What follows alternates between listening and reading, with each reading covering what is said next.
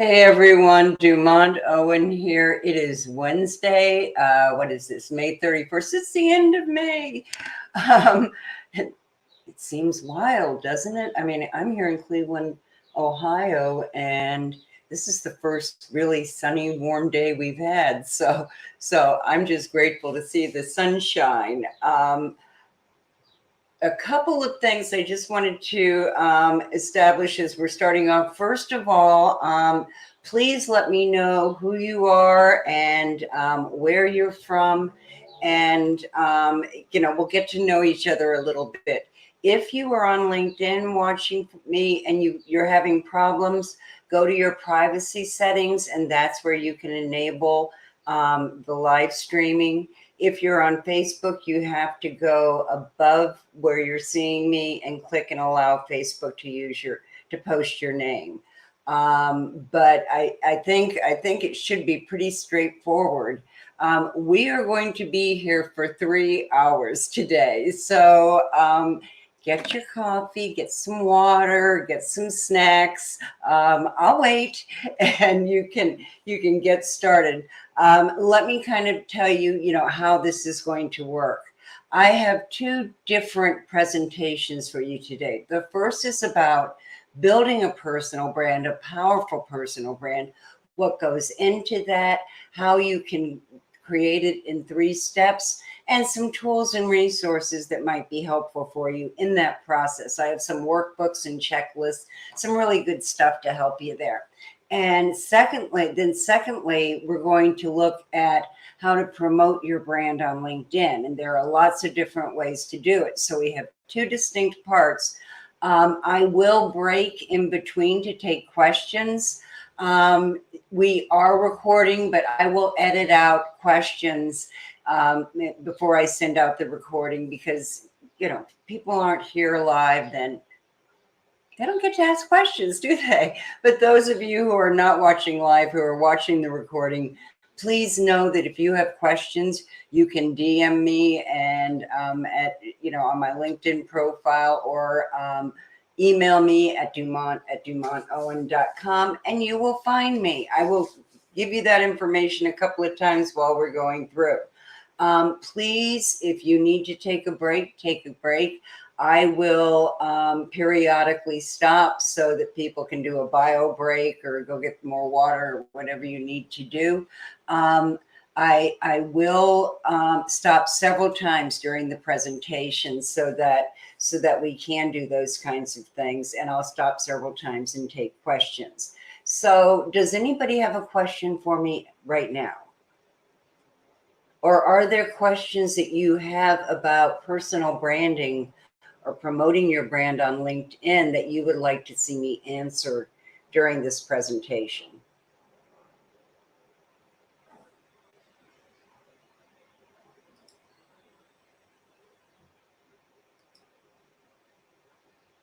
Okay. All right, then you know what? I am going to get going. Please feel free, as I said, to enter comments or questions as we go, or to contact me and I'll answer them directly, okay? All right, let's get this show on the road.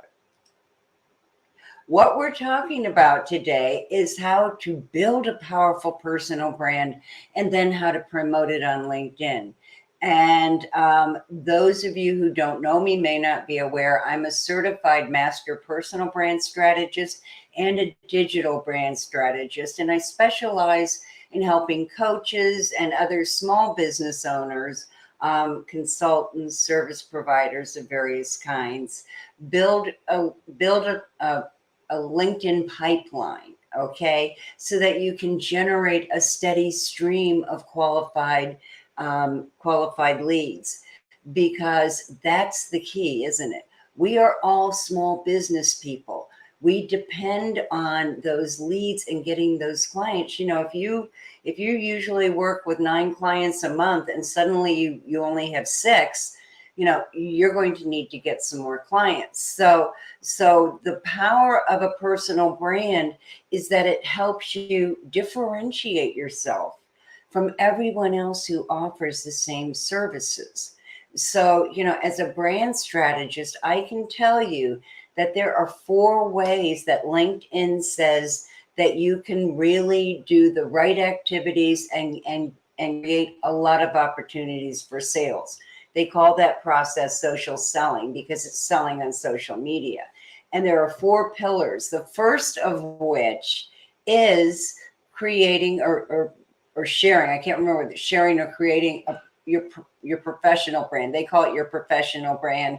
If you are a coach or a consultant, it's probably also your personal brand, because we know with small businesses, the owner's brand becomes the brand of that business. So you may be looking at both at the same time.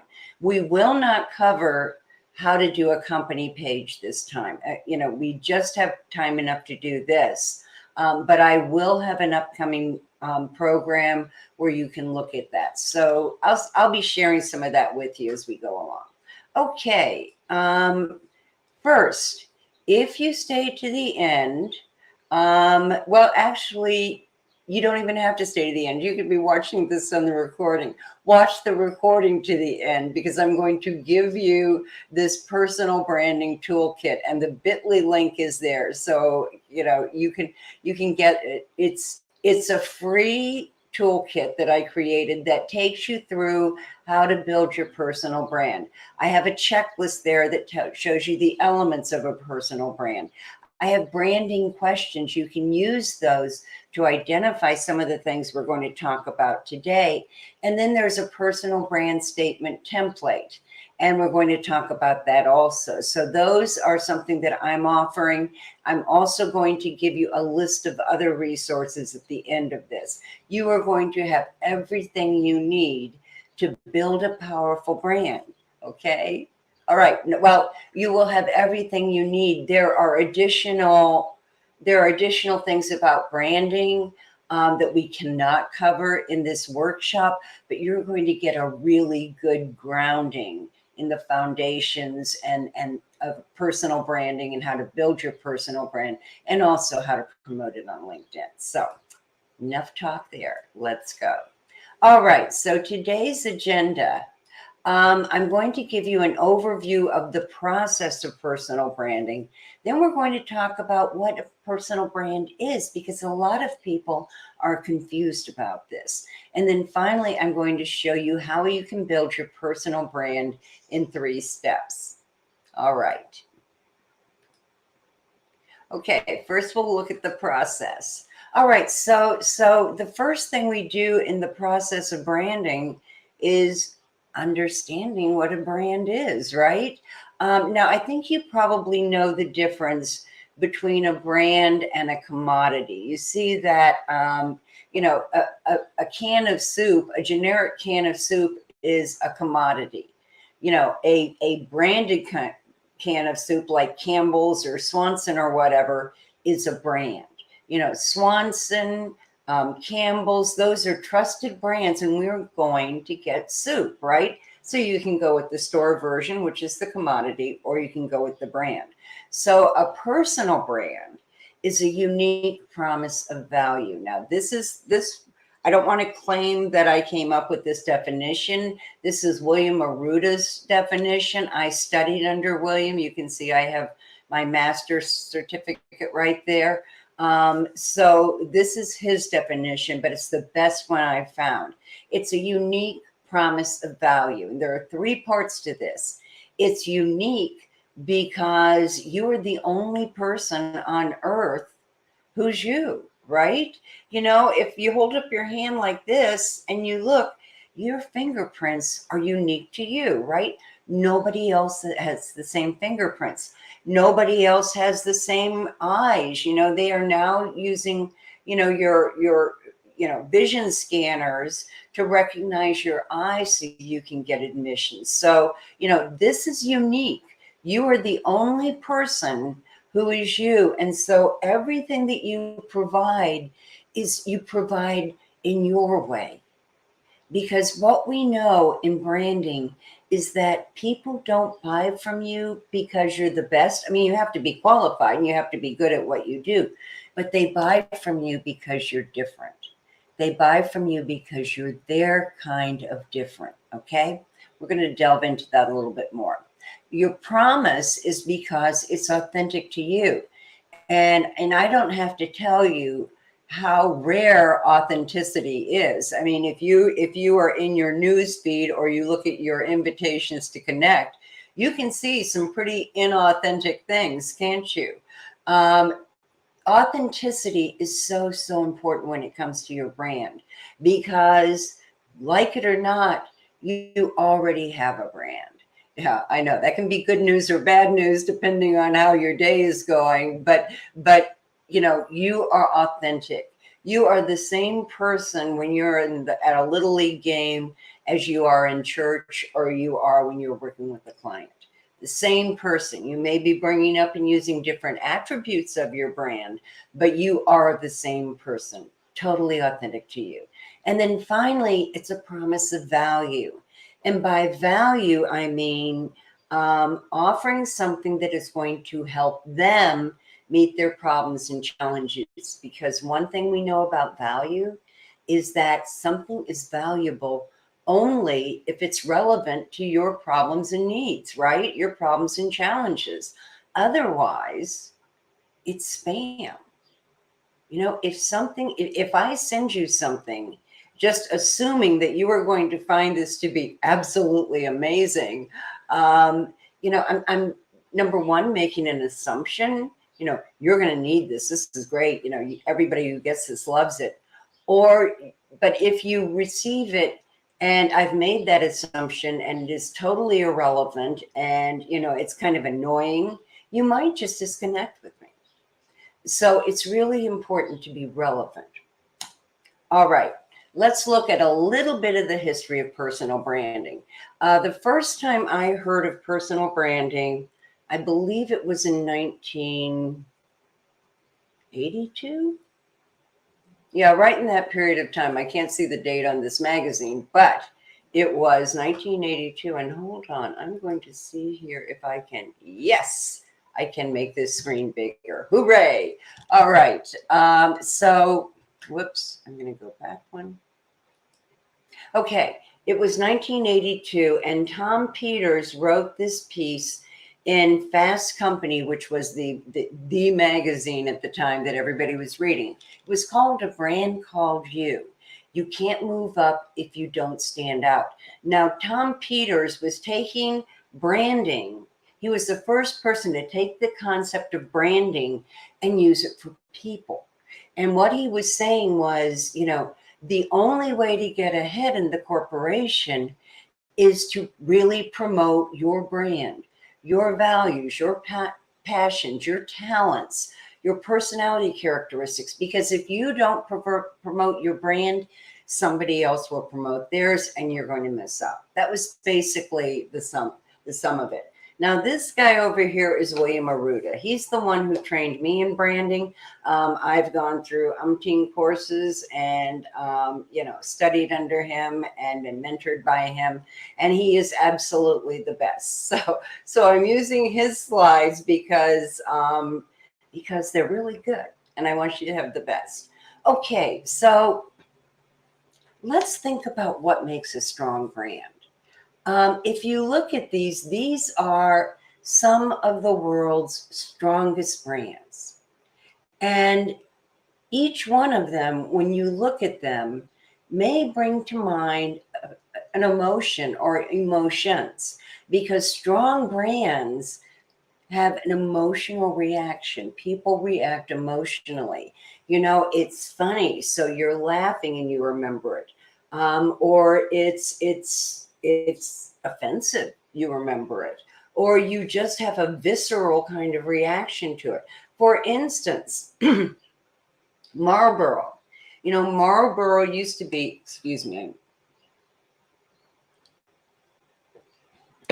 everywhere you saw Marlboro. You saw it on TV, you saw it in billboards. That was when smoking was the cool thing, I guess, to do. And they always had the Marlboro Man. He was really rugged. Well, depending on, number one, how you felt about the Marlboro Man, I guess if you wanted to be really rugged, you might identify with him. I didn't, but then I wasn't smoking either. So people who either really don't want to smoke, have quit smoking, are against smoking, would probably have a visceral reaction just to seeing, a cigarette carton. But Marlboro brings about a really emotional action. Now, up here we have Apple, and we have, where is it? Google, and Microsoft. Now, for years, my husband and I used to joke that we had a mixed marriage because I had a PC and he had a Mac. And the whole time that I was in higher education, I always had PCs because that's what we used at the office. So it made sense.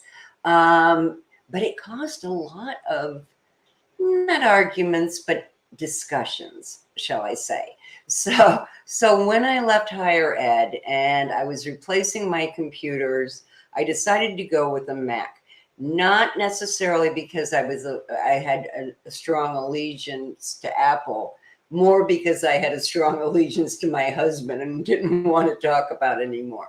But some of you may look at that Apple logo and think overpriced, overhyped, and they aren't as straightforward. And, if you're not an artist, you don't need one, or you may look at it and go, these are the best product on the market. They're always cutting edge. They always work perfectly. And everyone that I know who has a really strong brand uses a Mac. I don't know whether there's any reason to believe that or not, but I think you get the point. The point is that a strong brand creates an emotional reaction. Okay, so here we have two examples. Remember, I said a brand is different than a commodity. And sometimes the easiest way to define something is by defining what it's not. Now, a commodity is something that could be, any type, it's generic. It's, when you go into a grocery store or into a place where they sell coffee beans, they may sell brands like Starbucks, or they may also have generic coffee beans, where you can fill them up, from one of those machines, or, you can get different kinds. So you aren't showing a strong allegiance other than to perhaps the type of coffee you like. Meaning, do you like Colombian or, whatever. Starbucks brings a more emotional reaction. What do we think of when we think of Starbucks? Well, for one, we think of the environment because that's what their logo was intended to evoke. We also think of, Starbucks, at least in the day, was considered the cool place to go for coffee. You stopped off there on your way to work, or and took it on the way to work, or you went in and you had coffee and watched all the cars drive through. But it was a cool place, and Starbucks came to mean more than just coffee. It came to mean an experience. Excuse me. I'm fighting allergies here. So Starbucks has a much more emotional reaction than buying generic coffee. Okay, so why do we talk about personal branding? Why is it important to have a personal brand? Well, for one thing, there are the last time I checked, there were over 900 million people on LinkedIn. I think it's closer to 950 now. There are a lot of people on LinkedIn, okay? And that means whatever you do, there are going to be other people on LinkedIn who do it. I think the last time, excuse me, when I was a career coach, I looked it up, and I can't remember, it was an astounding number of career coaches on LinkedIn. I haven't looked at it lately because I'm not doing career coaching anymore, but there's a lot of competition out there, right? So the reason you want a personal brand is so that you can stand out in that competition. So when people see something from you, they know what to expect. They know how you operate. They know what you're like to work with. They know what you stand for. And these days, in a world that has a lot of challenges, taking a stand and being true to yourself is something that I would urge you to consider in every way. Because by understanding who you are, really internally and externally, you can be true to yourself and you can live that brand. What I want to see happen is for you to identify, all the elements of your brand and then live your life to fulfill those elements, to be true to your values, to be true to your vision, to serve people, the people you were meant to serve. So, that's why I'm so big on personal branding. Now, William Arruda developed the Reach 1, 2, 3 success formula. And this is a great way to understand how to build your brand and to go through the 3 steps. The first step is extract. You'll notice these all start with EX. They are bringing you to something new. They are extroverted. They are out there. They are X. X. So in the formula, the first thing we do, the first step is to extract. And that's to unearth your brand, your unique promise of value. The second step is express. That's where you communicate your brand to your target audience. So we'll be talking about some of the ways that you can communicate your brand. And then finally, there's exude. And that's the process of aligning everything in your brand environment so they all reflect the same thing. Okay. I'm fairly, what's the word I want? I'm fairly, I'm committed to training and to bringing you the latest knowledge. And I always try and present everything I can to help you along your way. I also have goals, have a vision of helping a certain number, very large number of entrepreneurs build their success on LinkedIn. So I'm kind of, my brand is that of someone who is wise and experienced and has developed expertise, but there's also a passionate piece of my brand. And my values are very clear cut. So we're going to go through all those things because once you understand all those elements, both internally and externally, you are going to have the opportunity to not just build a powerful brand, but to live one. And that's what I want to see happen for you, not to you. Okay, so what I'm talking about is very simply being yourself in 3 dimensions. Not being flat on the page. When people look at your LinkedIn profile, you want it to jump off the page. You want it to be 3-dimensional. You want to be an entire person. Who you are, the same person, the way you show up for work, for life, and the world. Okay? So all of these things are going to be part of your brand. All right, first way, extract. This is where you actually come to understand the different elements of your brand. So again, really quickly, what's a personal brand? It's a unique promise of value. And it's unique because it distinguishes you from your peers. Okay, that's why we have peers there. It's a promise because it's you. It's who you are authentically, and it's the authentic promise of what you will deliver. When you say you'll deliver, you deliver. And then finally, it's a value because it's relevant to your target audience.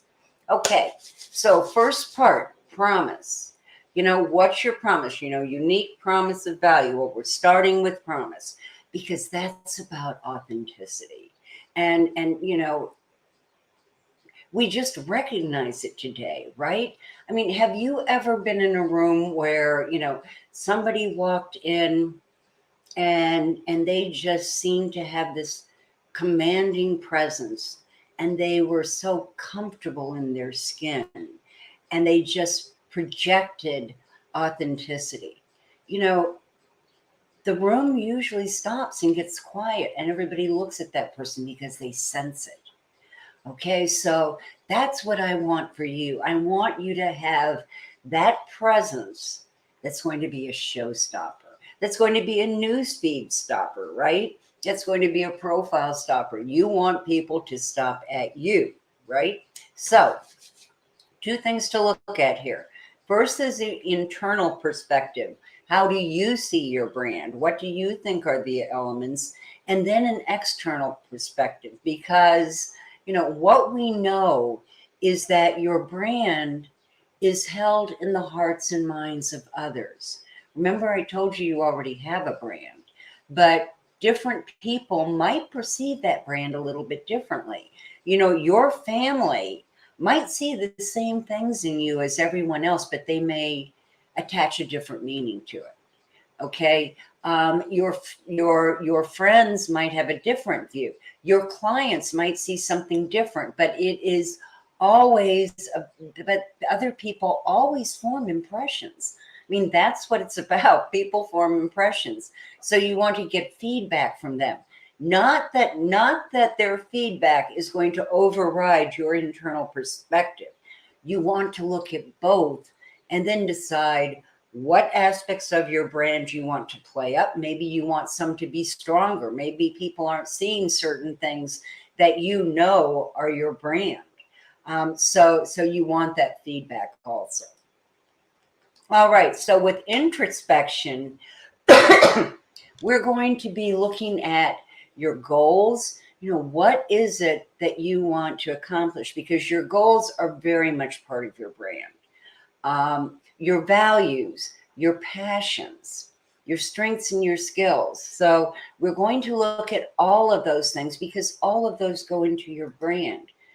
We're also going to look at what role you want to have next. And, so you can document it in terms of a headline. So, as a career, this is pretty easy to understand. But as an entrepreneur, what role is it that you want next? Is it an influencer role? Is it do you want to be a mentor? Do you want to move more into training and development? What role do you want next? Because I want you always to keep that in your mind and then document in terms of a headline. So, for instance, one of my goals is to help other coaches, because I started out as a coach, other coaches build a system of leads generated from LinkedIn and then convert them to clients. That is the role that I want. That's part of my headline. So you will see in my headline that I always talk about helping coaches and consultants get more clients and close more sales in some way. That is always part of my headline. Okay. Your values and passions. So typically what I would ask you to, and I'm going to give you some things that are going to help you do this, is to identify your 5 top values. And that can be hard. When you look at a list of values, and usually these things are about 6 rows wide or six columns wide, and these long rows. And it's hard identifying your top 5. What I'm talking about in values is not those values that can change depending on what we're doing. And by that, I mean, as a young mother, you may value, sleep a lot more than you do, well, I don't know. I always valued sleep, but as a young mother, you may value certain things that are different or that change because of what your role is right then than you do when you're in your career. However, those values that I'm talking about don't change.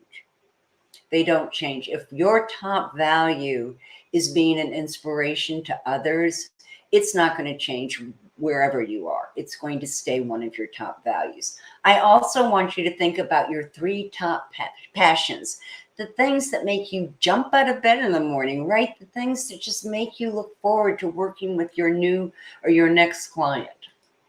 Okay, so when we're looking at our top values and our goals and our brand, as I said, we need to be introspective, but we also need to look at what other people think of us. And there are several ways to do this. Now, I'm going to talk about a couple of different ways. One is the 360 Reach Personal Branding Survey. This is the ultimate, okay? If you really want to really look into those elements of your brand, understand them, understand how to use them and present them in content and in conversations and in dealing with clients, then this is the ultimate. Because what it does is it first gives you a survey where you look at all those things I just talked about, your goals and your passions and your purpose and your vision, all of those things, and you take this survey. Then you send the survey out to, say, 35 to 40 people who know you well enough to be able to comment on your interests, your passions, your goals. Now, you don't need to get 35 responses, but you do need 10 responses in order to generate the results. What's cool about this is that it then looks at your results, the results that came in, and combines those to give you your top attributes and all of the things that go with it. Now, the personal branding survey also comes with video modules that teach you how to use it. And anytime you order the personal branding survey, if you do it through me, you also get a free session where I'll help you learn how to use it and do all of that. If you order it through Reach, through their site, and I will include that in the things that I send out with this video, I believe it's $297. I can get it for you for about $100 less. So if you're interested in the personal reach, get in touch with me or DM me here direct message me here on LinkedIn, and I will set up a time and we can talk about it, because this may or may not be the right approach for you. And I want to make sure you use the right approach. Okay, whoops. Let me go back here a minute. Okay, there are a couple of other ways. Well, I am going to go here. There are a couple of other ways to look at your brand. One is a workbook that I'm going to give you. I hope I'm remembering it right. It's the social media branding workbook, or social branding workbook, but it takes you through each of these. It's a workbook where you will identify your values, you'll identify your interests, you'll write your brand statement, which we're going to talk about in a few minutes. Now, it's designed to go with the 360 reach, so the combination is really powerful, but you don't have to do the 360 reach. Some of you may not know that many people currently, or in your, near history that know you well enough to respond to something like this. So you may want to just fill out the workbook and then sit down with some people, sit down with a client, sit down with a friend, sit down with a family member, a former faculty member, a church member, your partner. How's that? And get them to give you feedback. Here's what I identified as my top values. How do you see this? Do you agree with these? Is there something else that you think I value that I haven't mentioned? So you can do it that way. And then a third way is an exercise I have. It was developed by Susan Whitcomb of the Academies, and I think it's called Adjective, Nouns, and Verbs. And it helps you pick out the adjectives, the nouns, and the verbs that would define your personal brand, that you could use for your personal brand. So I'm going to make all three of those available for you. Plus, you have the personal branding kit that I told you about at the beginning, where I give you the questions and the brand statement and all of that. So you're going to have lots of resources, all right?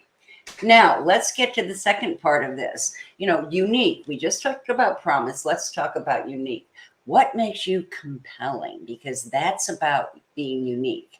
And that's about relevance, as we said before.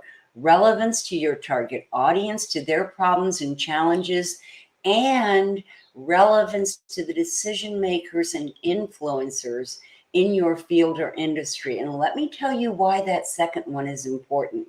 If you want to be more visible on LinkedIn, one of the strategies that I suggest is to identify, and you can do this with the advanced search function, and identify people who talk about or who have lots of followers around a certain topic.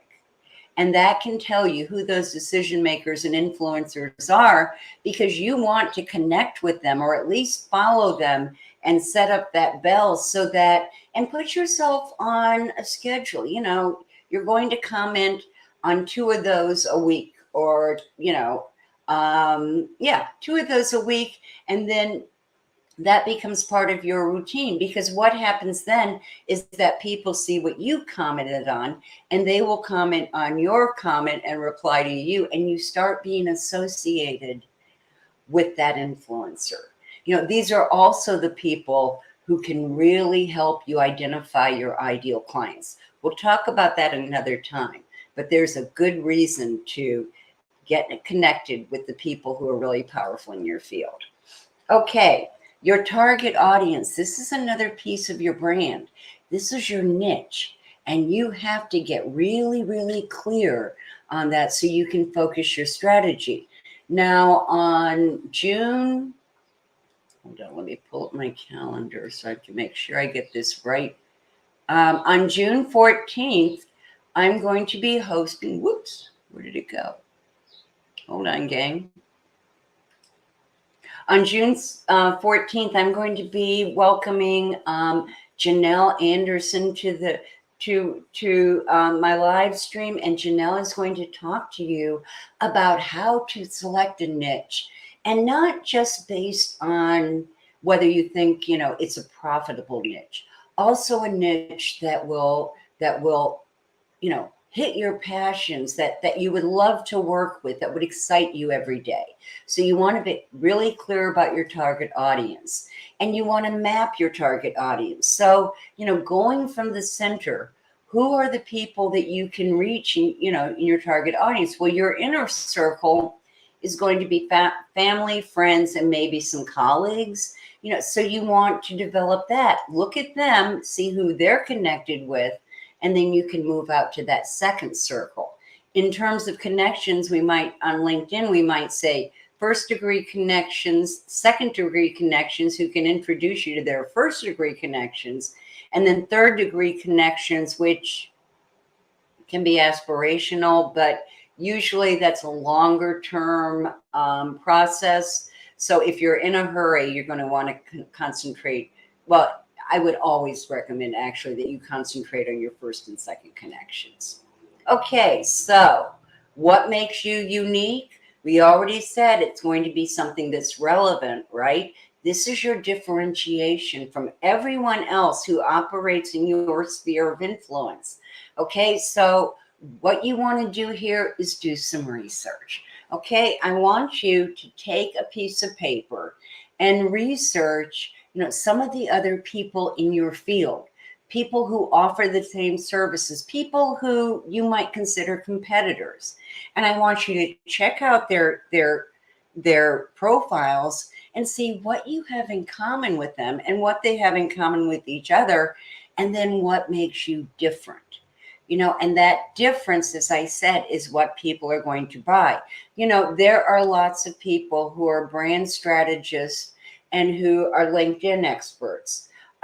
Some people really prefer to work with me because I'm pretty direct.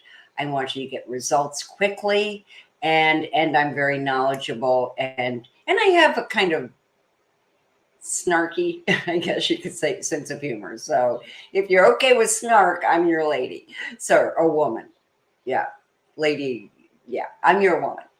Or I'm your gal. That's what they used to say. I'm not sure if that's still appropriate or not. So know what you have in common, and then know what makes you different.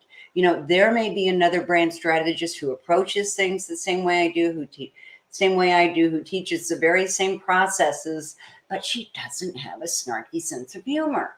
So if you want the snark, you're going to come to me. Okay. So that's it. That's how you stand out from others. Okay, I'm going to skip over this because we already talked about it. Okay, when you're thinking about your personal brand statement, your brand statement is a condensed version of your brand. And I'm going to show you the process in a minute, and I'm going and I'm also going to give you these brand statements as something that you can work on. So if you remember elevator pitches, these were a big thing. They were based on this Madison Avenue, the ad agencies concept that, you were going to do this pitch. And the pitch would be short enough and powerful enough that you could do the whole thing in the time it took to descend from the 10th floor to the first floor in an elevator. Well, having been the victim of some of these, there is nothing worse than getting in an elevator, at a conference, say, and saying hi, and somebody launches into their pitch. Oh, hi, I'm Joe. I am the world's greatest such and such. I need clients that do such and such, and you should send all of your clients to me because I am amazing.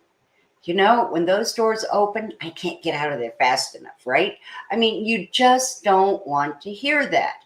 So an elevator pitch is not the way to go.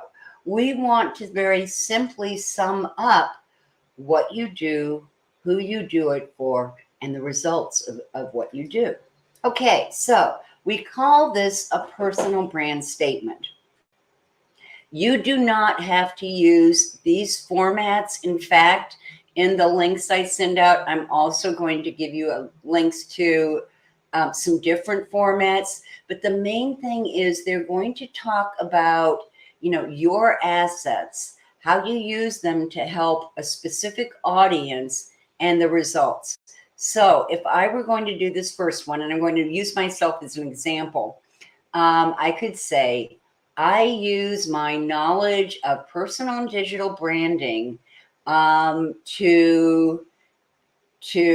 create powerful brands for coaches and consultants. Or I could say, I use my knowledge of branding and LinkedIn to create lead generation systems and sales funnel for coaches and consultants. Okay. The second one, now you can choose any of these verbs. So I could say, I help coaches and consultants get more clients in record time by leveraging my knowledge of LinkedIn strategies and personal branding. Or I could say, leveraging my knowledge of personal branding and LinkedIn, I deliver lead generation systems and sales funnels to coaches and consultants who want more clients, who want to get more clients on LinkedIn. So lots of ways to do it. I'm going to give you some more examples than what I give you. But here are 3 simple rules that you must follow in making your personal brand statement. It's only 1 sentence long, not very long, okay? Because, you don't want to have this thing that runs on, and at the end people go, what? You have to explain it. It's not strong enough. It should be easily understood by a 12-year-old. Now, personally, I think it should be easily understood by a 9 or 10-year-old. But, if you explain it to a 12-year-old and they say, what? Go back to the drawing board. And then finally, you have to be able to recite it by memory. And I don't mean literally recited by memory with, this blank stare. I help coaches and consultants, you want to be able to naturally be able to tell people what you do. Okay, so here are a couple of examples, and these were actually pulled using the 360 reach. So I want you to know that, but you can also do it another way. So this person, when they took the 360 reach, 4 of their brand attributes were empathy, leader-like, creative, and high energy. So they said, through my natural enthusiasm and my empathy for others, I inspire research and design professionals to develop innovative products in biotechnology. Okay, it's all there, isn't it? Empathy. She comes right out and says it. Leader like, I inspire, leaders inspire. Creativity, she really, talks about innovative products, and then the whole thing sounds like, high energy, and she mentions her natural enthusiasm. Okay, let's look at another one. Come on. Okay, another one. This person's brand attributes included calming, philanthropic, forward thinking, and caring. I deliver Zen like webinars and online learning programs to stressed out, overworked police officers, firemen, and emergency technology or EMT workers to help them identify, manage, and reduce stress. Yes, please. They didn't mention entrepreneurs, and we could all use this at times, but it's all reflected there. Zen-like, definitely calming, philanthropic, wanting to help, stressed out emergency workers. Forward thinking, this person is really moving into the future with new ways to help them, and caring. So all of these are really explained in this example.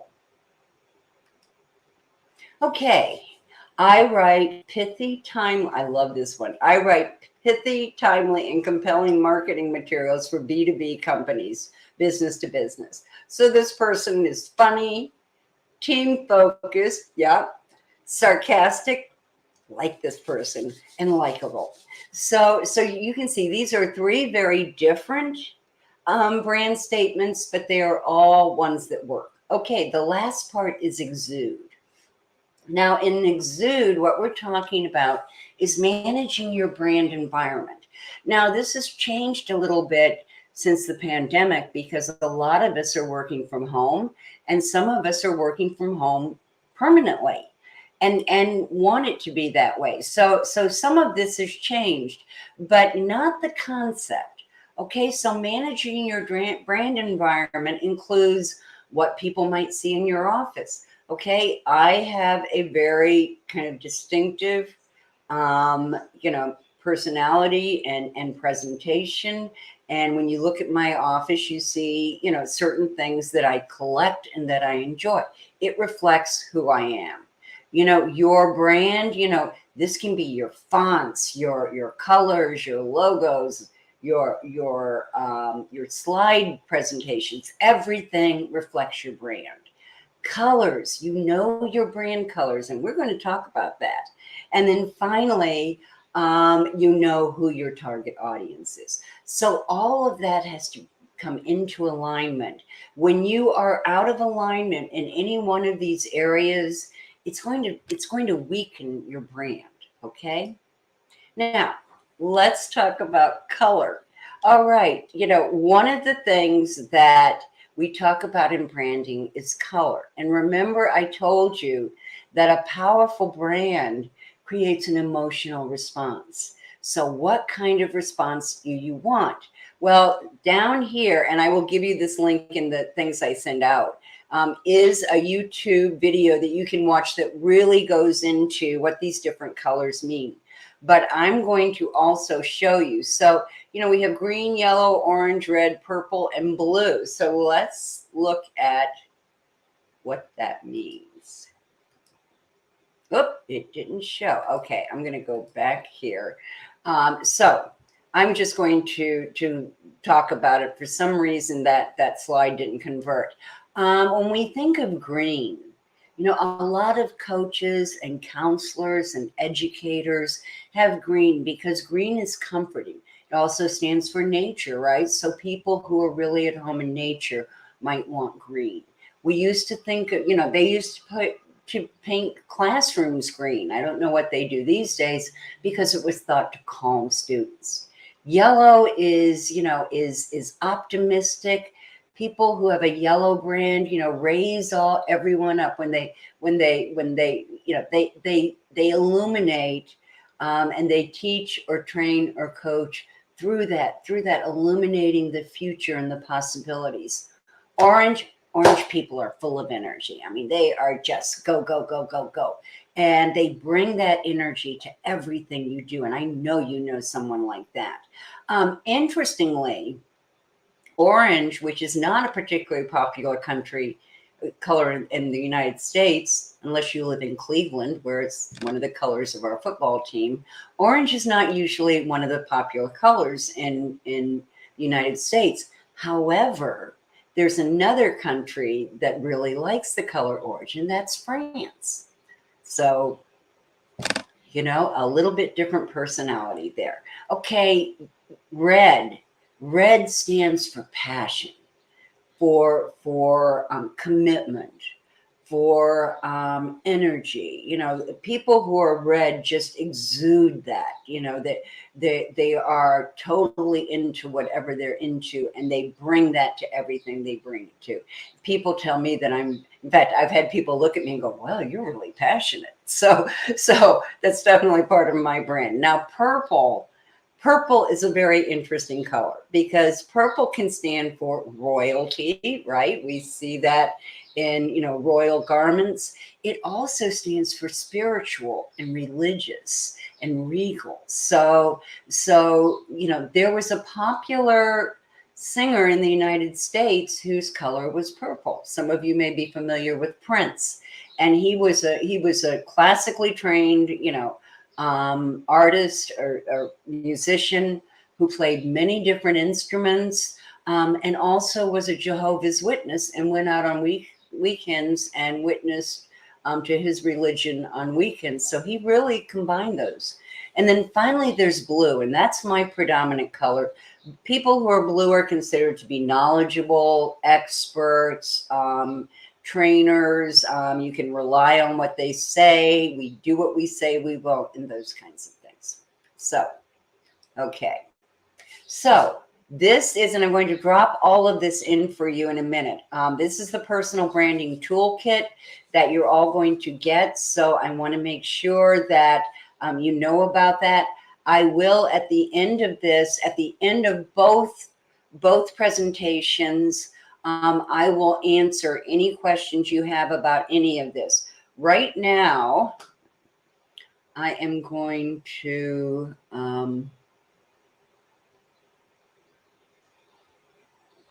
stop the cam for a minute. I'm going to turn it back on. Okay. So I'm going to, all right, that's not going to work. Okay. Here we go. All right. I'm back.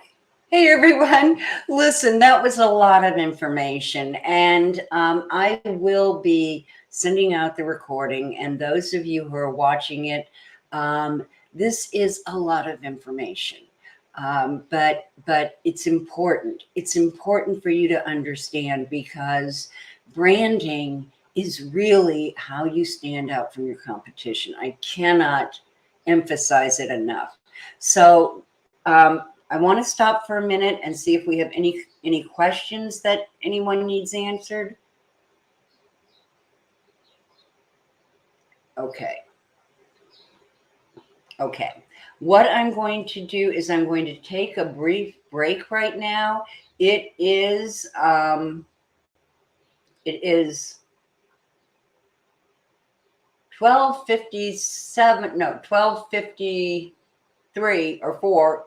Can't read the wall clock, 4 Eastern time. So why don't we take a 10-minute break? I will see you back here. Well, why don't we say, why don't we say a 10-minute break? So we will start up again in 10 minutes, which would be 1:03. So at 1:03, we will all meet back here, and we'll continue from there. So hang on, folks. It'll be coming.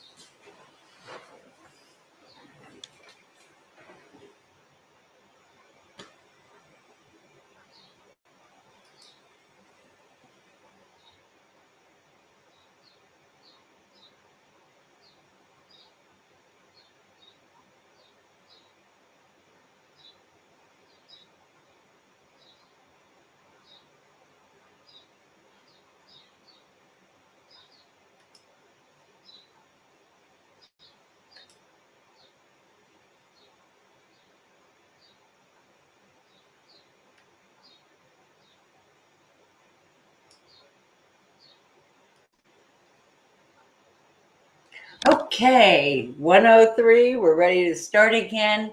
Dumont Owen again here. Those of you who are watching this, the recorded version, I will be giving you all the resources that I mentioned as we're going through here. So listen, and you can replay this as many times as you want to follow the directions.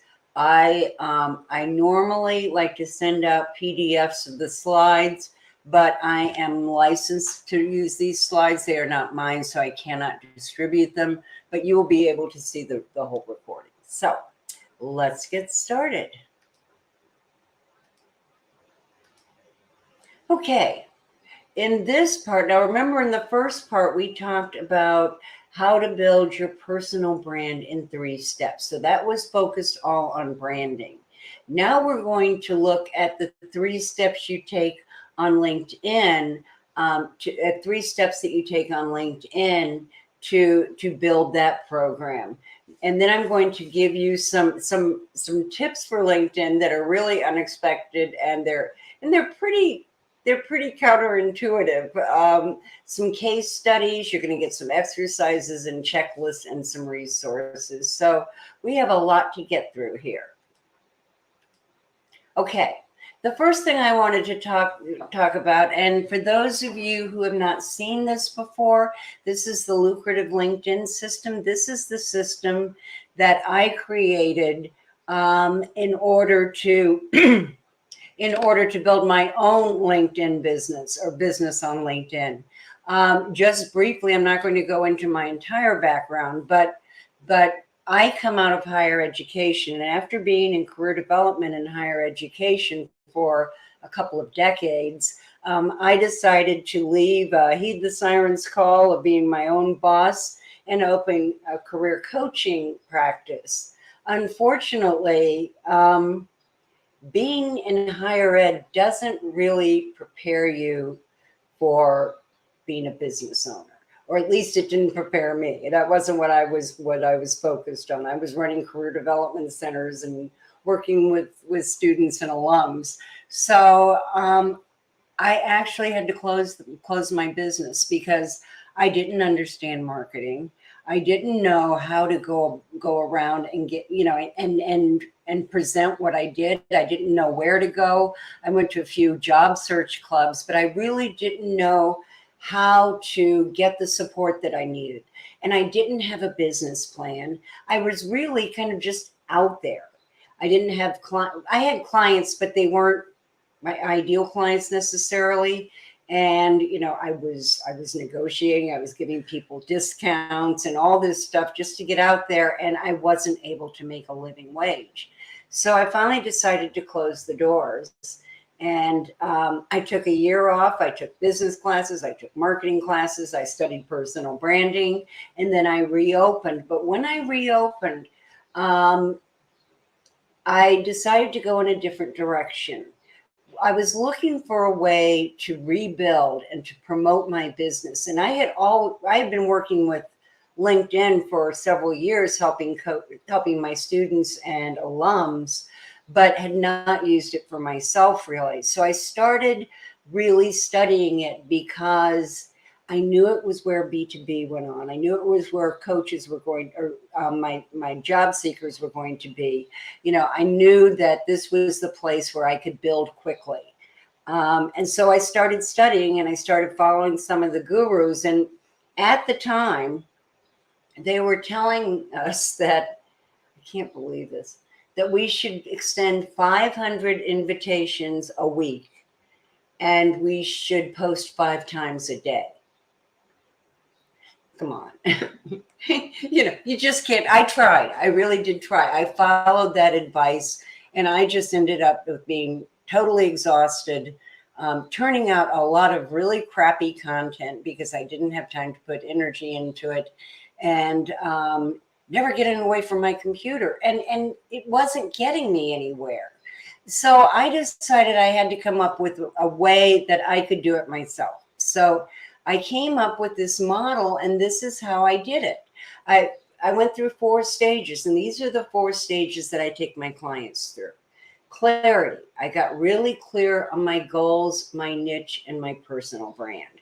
Because only by doing that can you understand which strategies to use.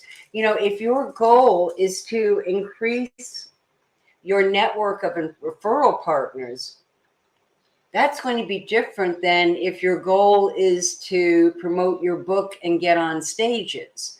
It's going to be different than if you want to build a network. And if you want to build an international network, you're going to use different strategies than if you're building a local or, one that's just in your country. So your goals really matter, as does your niche. You really have to know who you're marketing to. If you're marketing to everyone, you're marketing to no one. No one's going to pay attention because you're generic, okay? You're not a brand. And then, of course, you have to get clear on your personal brand, because out of these, as I said, this is where your strategies come from. And there are all kinds of strategies, and we'll talk about some of those at another time, but there are connection strategies, there are communication strategies, there are marketing strategies, there are sales strategies, the lead generation strategies. So there's a whole lot that you can learn. Okay, the second step is awareness. And this is where you build your profile. Now, I also have niche and content marketing here because your profile reflects both of those. It's going to speak to your specific niche. It's going to talk about their problems and their challenges. And it's also going to communicate your main messages. That's what I mean by content marketing. You are going to come up with 3 main messages, and those are going to be the messages that you are going to use everywhere. You build your content marketing on that. You build your profile on that, because you can look at 3 niches and say, well, then, or three topics and go from there. For instance, I could say, okay, my 3 topics would be personal branding, social selling, and LinkedIn. Those are personal and digital branding, LinkedIn, and social selling. So those are my 3 areas. And then I can develop my content by saying, okay, I can just list, what are all the things that I could talk about with personal branding? Okay. Pages and pages and pages. All right. So that's how you do it. You look at those elements, that the messages that you are going to be communicating, and those messages are going to be built around the problems and the challenges you identified when you were clarifying your niche. And then you're going to have a really, really powerful profile that speaks to people and pulls them in. Your profile, when people land on your profile, they should, if they're the right people, they should be going, I'm home. This person understands me. I get this. So you really want that profile to do a lot for you. And as a reminder, next week I will be doing a LinkedIn Live about how to build a branded profile, one that sells even while you sleep. Okay, the third stage is lead generation, and this is where you do prospecting. You come up with your exact searches that you're going to use to identify your ideal clients. You come up with your invitations, and there's a whole playbook around how you build those. And then you come up with your nurturing messages. And what I encourage you to do is build a playbook with templates of these that you then personalize and individualize for each person that you're in touch with. You don't want to use mass anything. Everything is personalized to the individual. And then finally, there's sales and analysis. And sales, one of the reasons that I developed this system, to be honest with you, is that I hate making cold calls. In fact, I won't make cold calls. I used to kid myself and say I would, and I was disappointed in myself a whole lot because I wouldn't do it. I tried, blocking it off on my calendar, and I'd say block it off for this morning, and then I get to go do something fun and reward myself. Or I got to the point where I would block off time, and then I'd tell my husband, hey, when I make these X number of calls, We're going to go out to dinner and a movie. Not only did I not make the calls, I had a really pissed off husband, right? So that didn't work. So I had to develop something that would work. And what happens is when people go through this whole process, they've been building up, they've been listening to you, they've been seeing your content, they've looked at your profile, they know everything about you, they know what you stand for. Then when you get to that sales conversation, it's not a matter of convincing them or pressuring them. If I have to convince you or pressure you into being a client, I don't want you as a client, because that's not going to work out well for either of us. So you really want to use this kind of method so that when you get to that sales call, it's more about talking about which exact services that individual wants and how you can meet them and how you can help them with their challenges. And then we get to analysis. And remember that first stage, we set up our goals.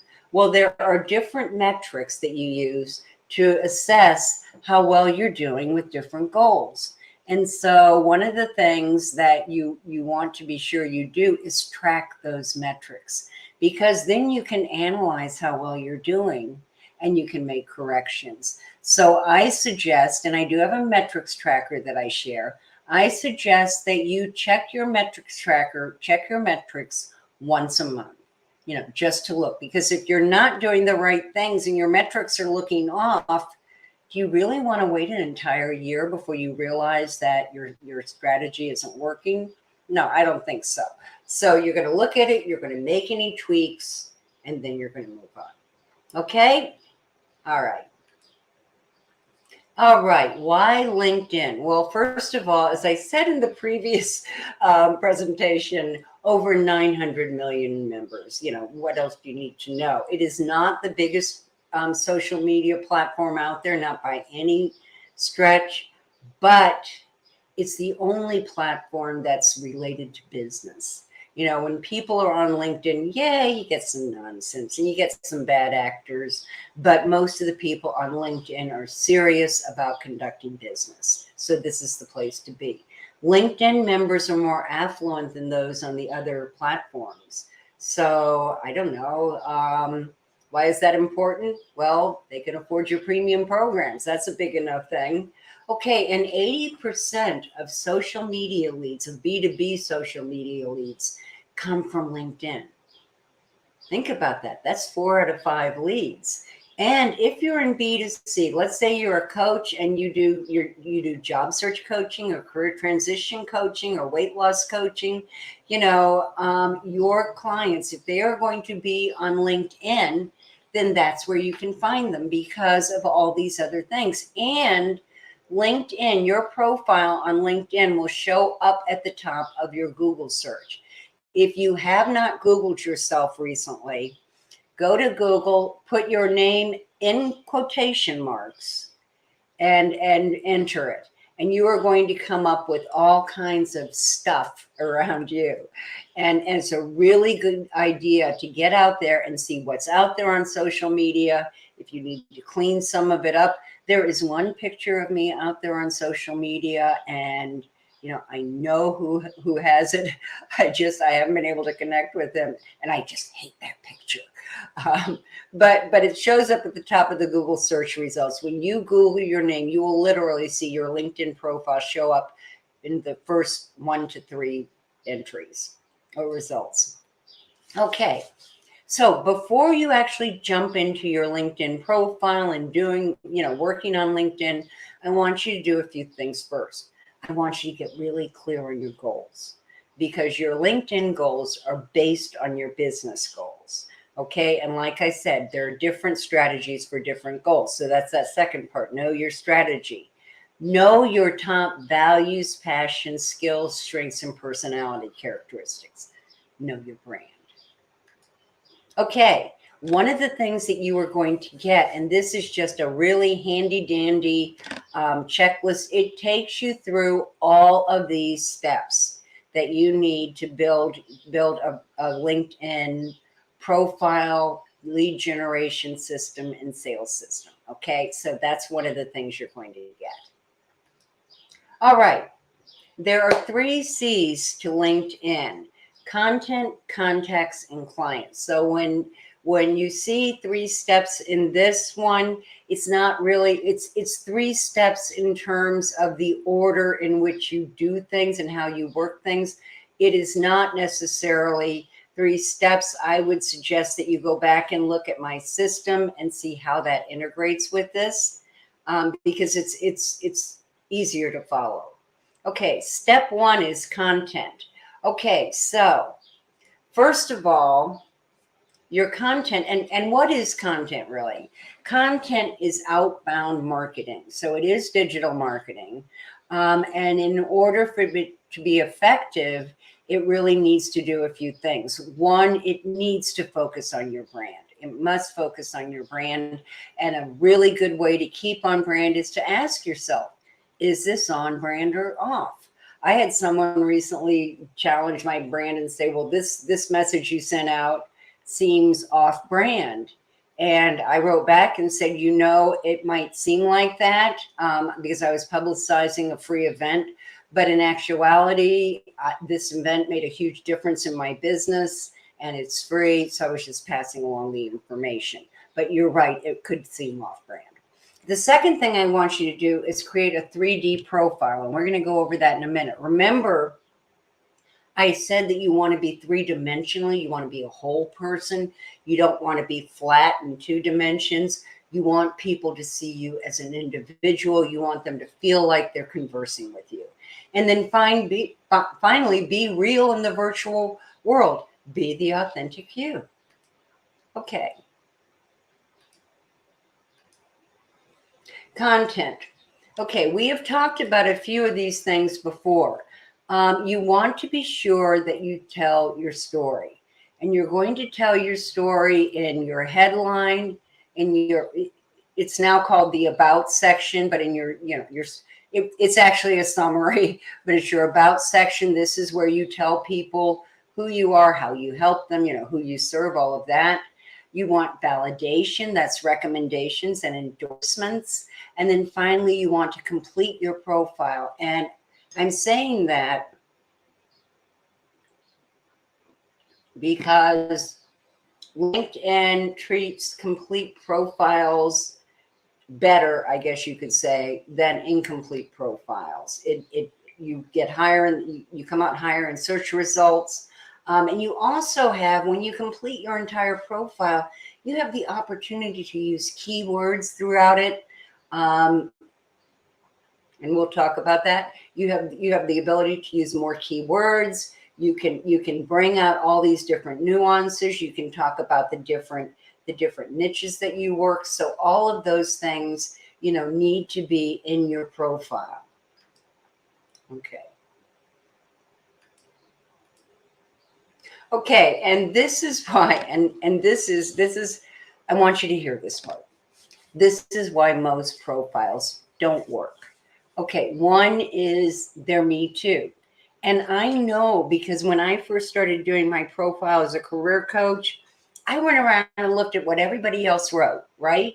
And I kind of modeled, I didn't copy what they did, but I modeled my profile on what I was seeing other people do. Well, that's great, except that you look just like other people. So you really want to have that profile reflect your brand. Now, you also don't want to be a best kept secret. And here's what I mean by that. LinkedIn, hold on a second. In your profiles, in your LinkedIn privacy settings, privacy and settings, there's a place where you can turn off your visibility. You can also turn off what other people see when you visit their profiles. I suggest that you turn off the part that says, notify people when you make changes. Turn that off when you're doing your profile, because if you don't, and you make a change today, and then you make a change tomorrow, and then you make a change to the next day, everyone is going to hear that you just put that comment in, that you just made a change, They're going to get real tired of hearing about it. So make all your changes, go in, look at it, come back the next day, look at it again, but then make it active. Let people see that you make changes, because sometimes those changes are going to be like you added a new workshop or a feature article, or you changed your headline. So you don't want to be a best kept secret. You want people to be able to find you. Okay. Passive versus active. There are profiles that are just sort of there. They're not branded. They're not action oriented. They don't ever change. You've seen them. You land on someone's profile and they have one sentence in their about section. They may have the name of their company in their experience section. They may have a profile photo, maybe not. If they don't go near them, because people who don't, LinkedIn is very safe compared to other platforms as far as getting hacked, but I would be suspicious of people who don't have a profile picture. Just the way I look at it.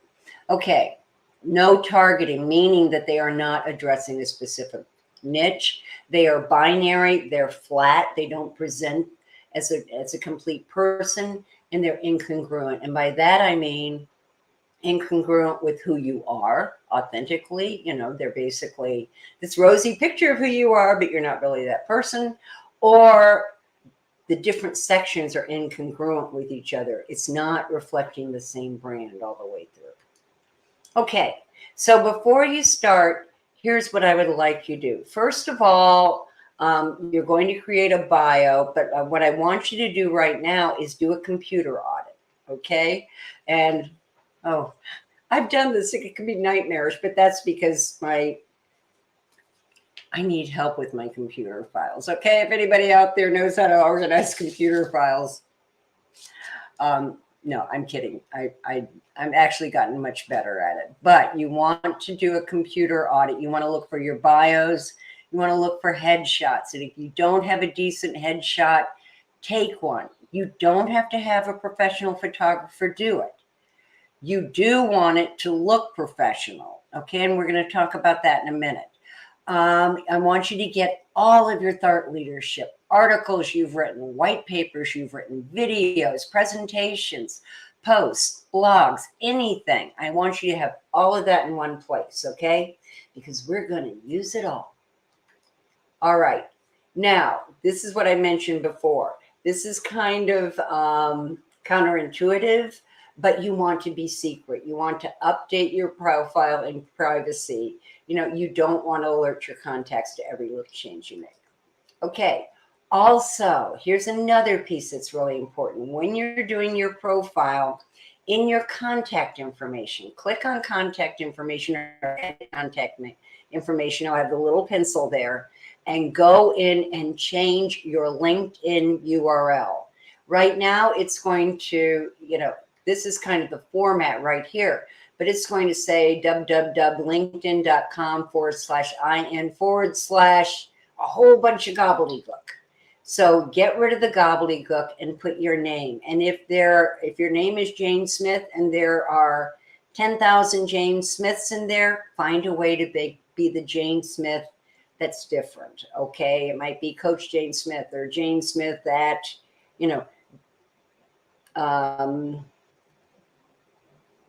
Jane Smith, you might have your initials, you might have your middle name, you might have, whatever it is, but you want to make sure that it's different, because this makes it easy for people to link out and reach out to you.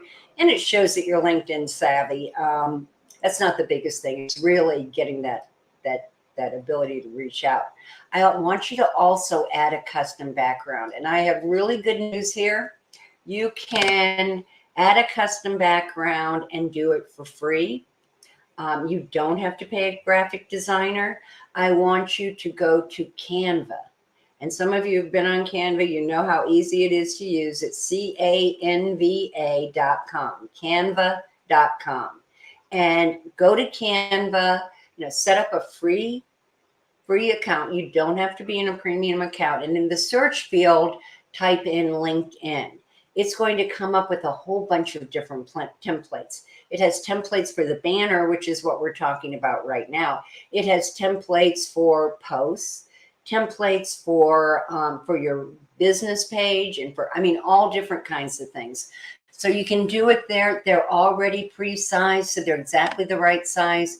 You can change the colors. You can put in your logo, or, you know, your lead magnet, your address. Some people have an arrow that points down to, you know, the bell, click my bell, you know, all different kinds of things. But you want it to be anything but that generic background. Okay, so use that background to really, that banner to really bolster your brand, because that's one of the first things people see.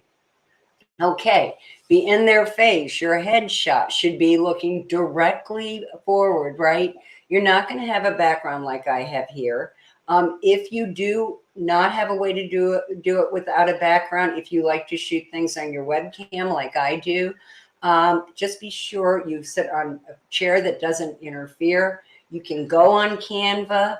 You can edit out that background and put in a plain background. So Canva is really a cool place.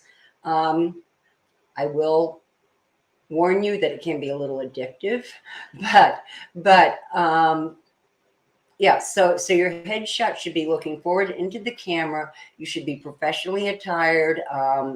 If you wear jewelry, keep it minimal. Keep your hair, your makeup, your grooming, gentlemen, you know, just be sure that you look well groomed and you are dressed professionally, whatever that means in your profession.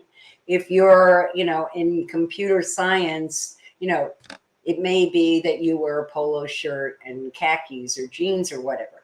That's fine. Whatever is customary in your industry. Okay. Look directly in. Do not look away, and smile. Be relatable. Be friendly. People love that. Okay. Next, make your headline compelling by using keywords. Okay. This is what I was talking about. You want to use keywords in your brand statement, and you want to use keywords in your headline everywhere. So there are a number of different ways to find keywords on LinkedIn. Probably the easiest way to find out your best keywords is to brainstorm a list of keywords that you think people would use to find you, and brainstorm them as one line. For instance, if it's personal branding, I would make that one word, personal branding. If it's LinkedIn profiles, I would make that one word. And you can take that topic, put a hashtag in front of it, enter it into the LinkedIn search field, and it's going to show you how many people are following that hashtag. So that's going to give you a good understanding of the relevant, of the related number of followers who follow that hashtag. Now, you want to be a little strategic here. If you're just starting out, I wouldn't use the hashtags that have 10 million followers. It's going to be too hard to rank. It's going to be too hard to rise to the top. So start out with looking for, you know, a hashtag that has maybe 5,000 to 10,000 followers or 20,000 followers, so that you can rank quickly and get up there. Okay, so you want to use your keywords because it's one of the first things people see, but also because they help you get found, because that's what people enter into the search field. Okay, so let's talk about headlines, because we're going to talk a little bit more about keywords here. Now, your headline, and by your headline, I mean, you know, that text that follows, you know, that here's your picture and the headline is right here. That's the text that tells people who you are, what you do, who you help. Okay, so you want it to stand out. Remember, the whole idea of branding is to differentiate yourself. Sorry about that. Somebody's phone went off. So the formula for doing your headline is title, plus keywords plus zing or sizzle. So with your title, I want to talk about this for a minute because I see a lot of people get this wrong. I see a lot of CEOs and founders. That doesn't tell people anything. You know, if they look up a CEO, it could be the CEO of anything. It could be the founder of anything. That doesn't tell people what you do. So yes, I am the CEO and the founder of Dumont Digital Marketing, formerly known as Dumont and Associates. But that doesn't tell you what I do. So, you know, so my title is that I'm a master personal strategist and digital strategist, specializing in helping coaches and consultants get clients in record time using LinkedIn. So that is my title, is Master and Personal Brand Strategist and LinkedIn Expert and Trainer. Okay, those are also, by the way, keywords. Coach, strategist, personal branding, digital branding, LinkedIn, trainer, expert, those are all keywords. All right. What I don't want to do is try and stuff every possible keyword in there. You want to just use a few of them, you know, the ones that are the most important. So you can bet I am going to have coaches in my headline. That's one of the key words. I am also going to have personal branding. I am also going to have digital branding. I am going to use the keywords, but I'm not going to try and stuff every keyword I can get into that headline. It gets boring, it gets tedious, and your message is lost.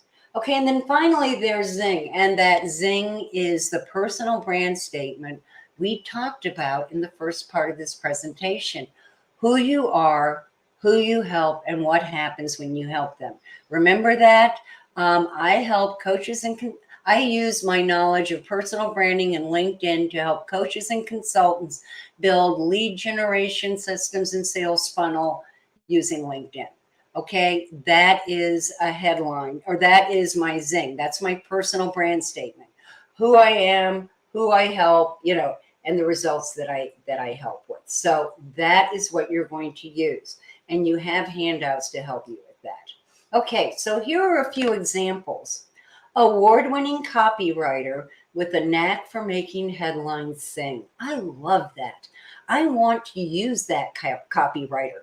What are the key words? Copywriter, headlines, and award-winning can be one too. So this is, and that's some great zing, right? You want a copywriter who makes those headlines sing.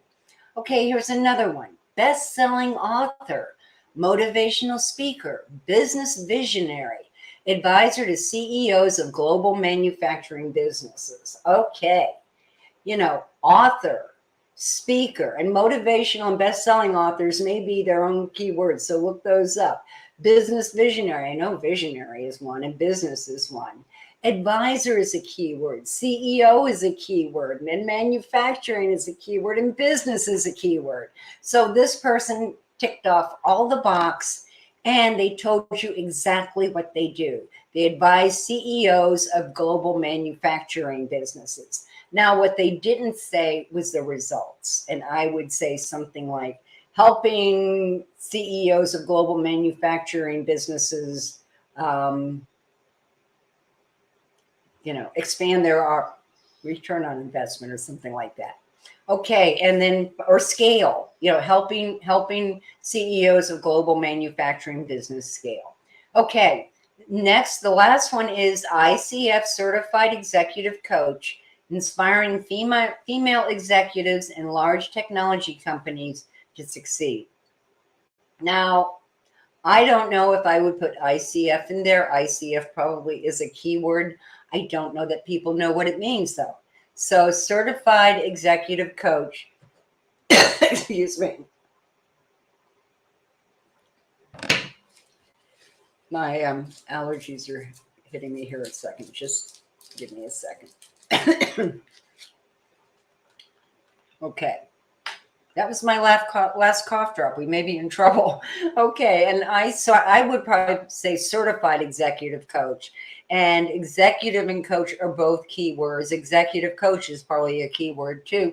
Female executives, again, technology companies to succeed. So this person has keywords. They tell you what they do specifically. They're an executive coach. They tell you what they do. They inspire female executives in large technology companies to succeed. That's the zing. That's the brand statement. Okay. Here's a good example. I'm going to show you a couple of them because these people really did. Oh, you know what? Let me, hold on. Ah, that's better. I made my screen a little better. Sorry about that, folks. So this is Randy Bussin. Now, Randy is a fellow personal brand strategist. I want you to notice a couple of things. One is her banner. Now, I don't know whether she used Canva or PicMoney or Monkey or had this done, but and normally I tell people don't put your photo in your banner because you've got your banner, your photo right there in the circle. But she has photos of her doing different activities that relate to her business. So it's very effective. Look at her picture. Now, Randy's brand color is blue, and she just happens to be one of those people lucky enough to look good in their brand color. So, you know, her hair is professional, or is very professional, appropriate makeup, nice smile, professionally dressed, the whole business. She's looking directly into the camera. It looks like she's making eye contact with you. Then we have, she hasn't put a bunch of things here. And the reason that you don't want to do that is that you don't want to confuse people. She's got coach and she's got MBA. We all know what those mean. But I see a lot of headlines or people's names where they have every coaching certification. They have the acronyms for all of them, CCMC, EXLD, people don't know what those mean. So don't confuse them. Just put that. And then here's her headline: trusted advisor coach for rising stars, execs, entrepreneurs. Capitalize on strengths, illuminate your personal brand, return on investment, stand out, and open doors. Well, isn't that what an executive wants in a coach? So she's got all kinds of keywords: advisor, coach, execs, entrepreneurs, strengths, personal brand, return on investment. She's got it all, and she tells you what she does. Okay, another great example. Remember when I talked about brand colors and I said orange is about energy and yellow is about sunshine? And this woman is the most energetic person that I know. And she's also a master personal brand strategist. She works with career professionals, career coaches, career counselors, helping them with their copy. So she takes your copy and she polishes it for you. She does an amazing job. Deb is probably, for my money, the best storyteller and copy person out there. But I may be a little prejudiced there. No, I'm not. She's absolutely great. Okay, so she puts it. She's a master personal brand strategist. That's fine. Look at her and look at her picture. She is looking directly at you, making eye contact, smiling. I mean, does this woman look friendly and approachable or what? So great picture. The banner's great because she is all about personal branding and all the different colors that go into it. She's a brand storyteller, editor / polisher, writing strategy coach. I help busy, gutsy career pros get unstuck. Fast, fun, done. I mean, you can't ask for a better headline. Look at all these keywords. Storyteller, one of the hottest keywords on LinkedIn right now. Brand, editor, writing strategy coach, career. All of those things are keywords. She's very clear about what she does, and she's got a great sizzle there, a great brand statement. Okay, so let's talk about your about section. Let's talk about your about section. Okay, there are a couple of decisions you have to make. The first one is whether to write it in first or third person. Now, here's what I would suggest. Unless you are an author or attorney or in some kind of role, you may be, head of a corporation or something like that. Unless you are in those kinds of specialties, then I would always write it in the first person. I, we, you, rather than the third person, which is about he, she, or it. So in the first person, I would be talking to, potential clients. Are you a coach or consultant who wants more clients in record time? So that would be how I could approach it there. If I did it in the third person, it might be Dumont Gherkin Owen is a master personal brand strategist specializing in help. It's not, it's colder and it's less personal, and it doesn't give the impression that you are conversing with them. Okay. And you want to present you, remember, as a 3D person. So, we're going to look at that now. So do know your keywords and use them repeatedly, but don't stuff them. Don't put so many keywords in that you make everything choppy. Okay.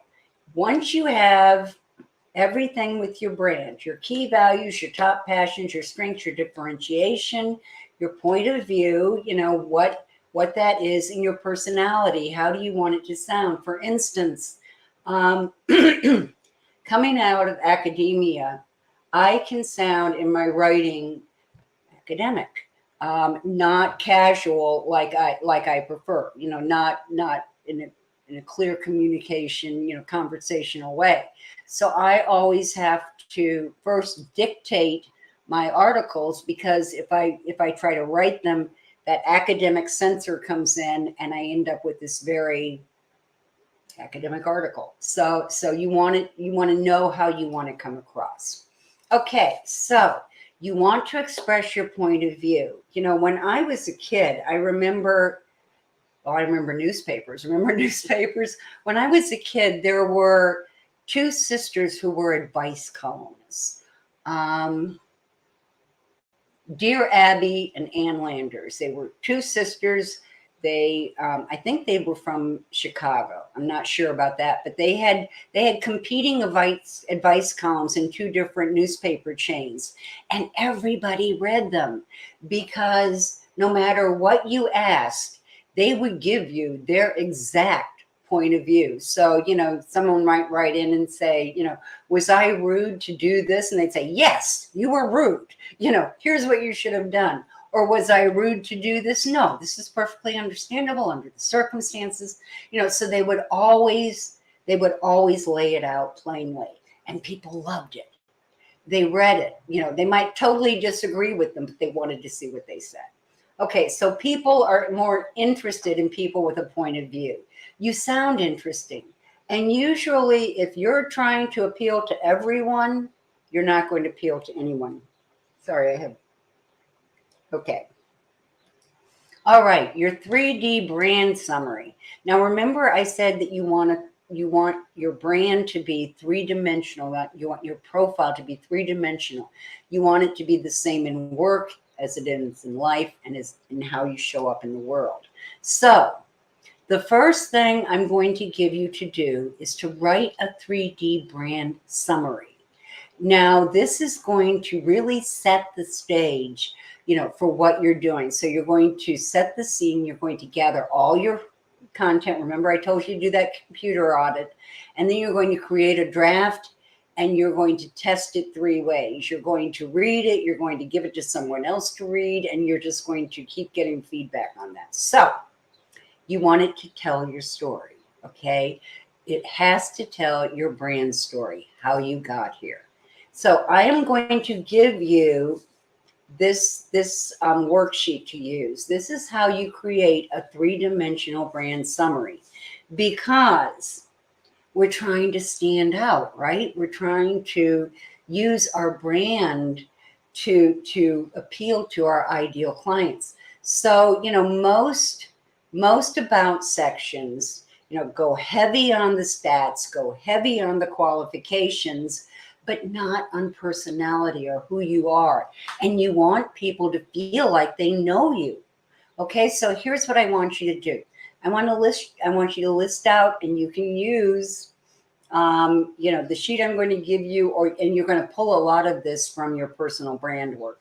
Your valued values and your potent passions. So those values, passions, your astonishing accomplishments, what you've done. It's not a big deal in the grand scheme of things, but I made Who's Who in Technology in one of the business magazines 3 years in a row. And that's something that meant a lot to me. And for a lot of people who are in my position, they would be pretty impressed by that.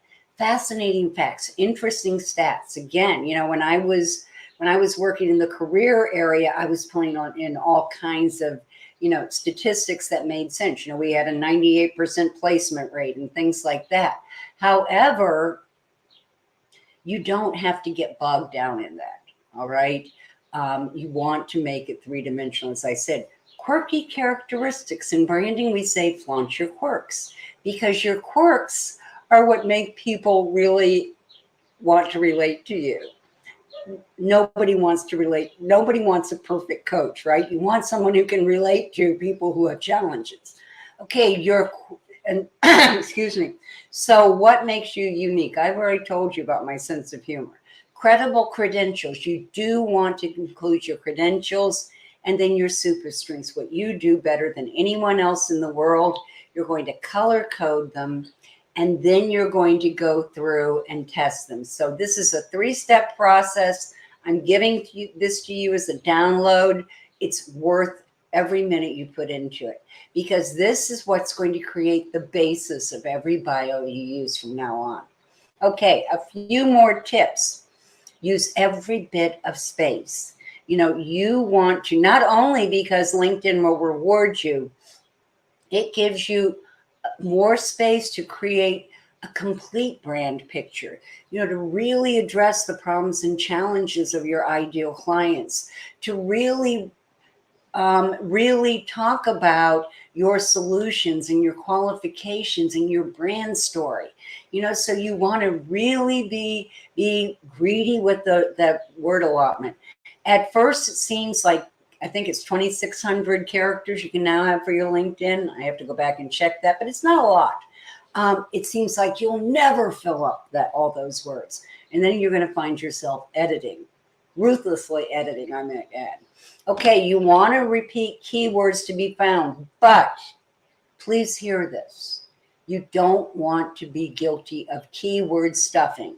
Keyword stuffing is where you put in so many keywords that it chops up what you're writing and is really hard to read. It's also when if you publish content, you don't want to put 14, hashtags at the bottom, just 3 to 5, because otherwise your message gets lost. And then finally, use short paragraphs. This pains me as a former 7th grade English teacher to tell you this, but short paragraphs, 1 to 2 sentences, 3 at the most, and lots of white space. Why? Because people don't want to read dense, long text online, and so many are on their mobile devices.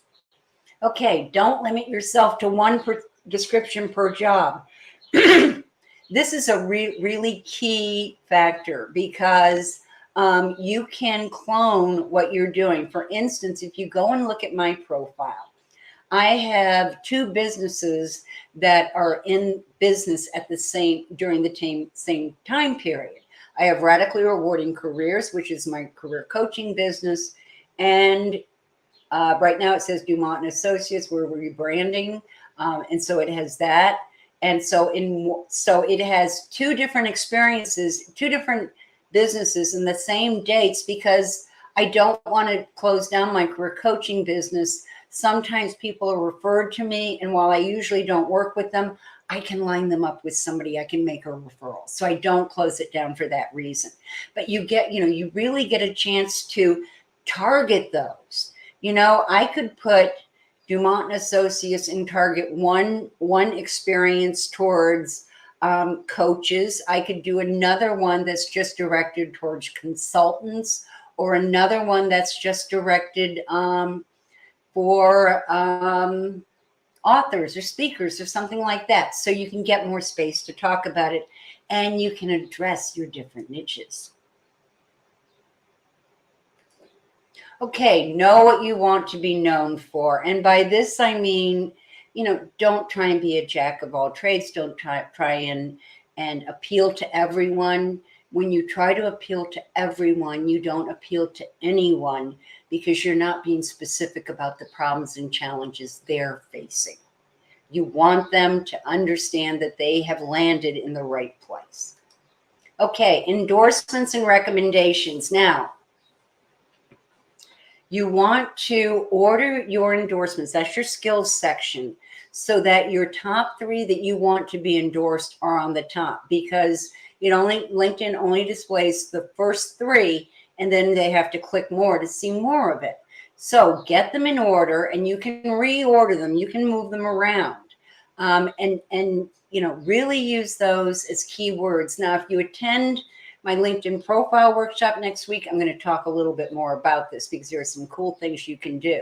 And then recommendations and making them count. Now, here's a little tip I'll give you right now. This is one of my favorite ninja tips, okay? People have to scroll all the way to the bottom of your LinkedIn profile to see your endorsements and your recommendations. So take a 1 or 2 sentence snippet, something short, not more than one or 2 lines, and feature that in your about section and your experience sections. You can use different ones for each experience section. So when people land on your profile, one of the first things they're going to see is, you're going to, address their problems and challenges. And then you're going to have something, like if you say, I help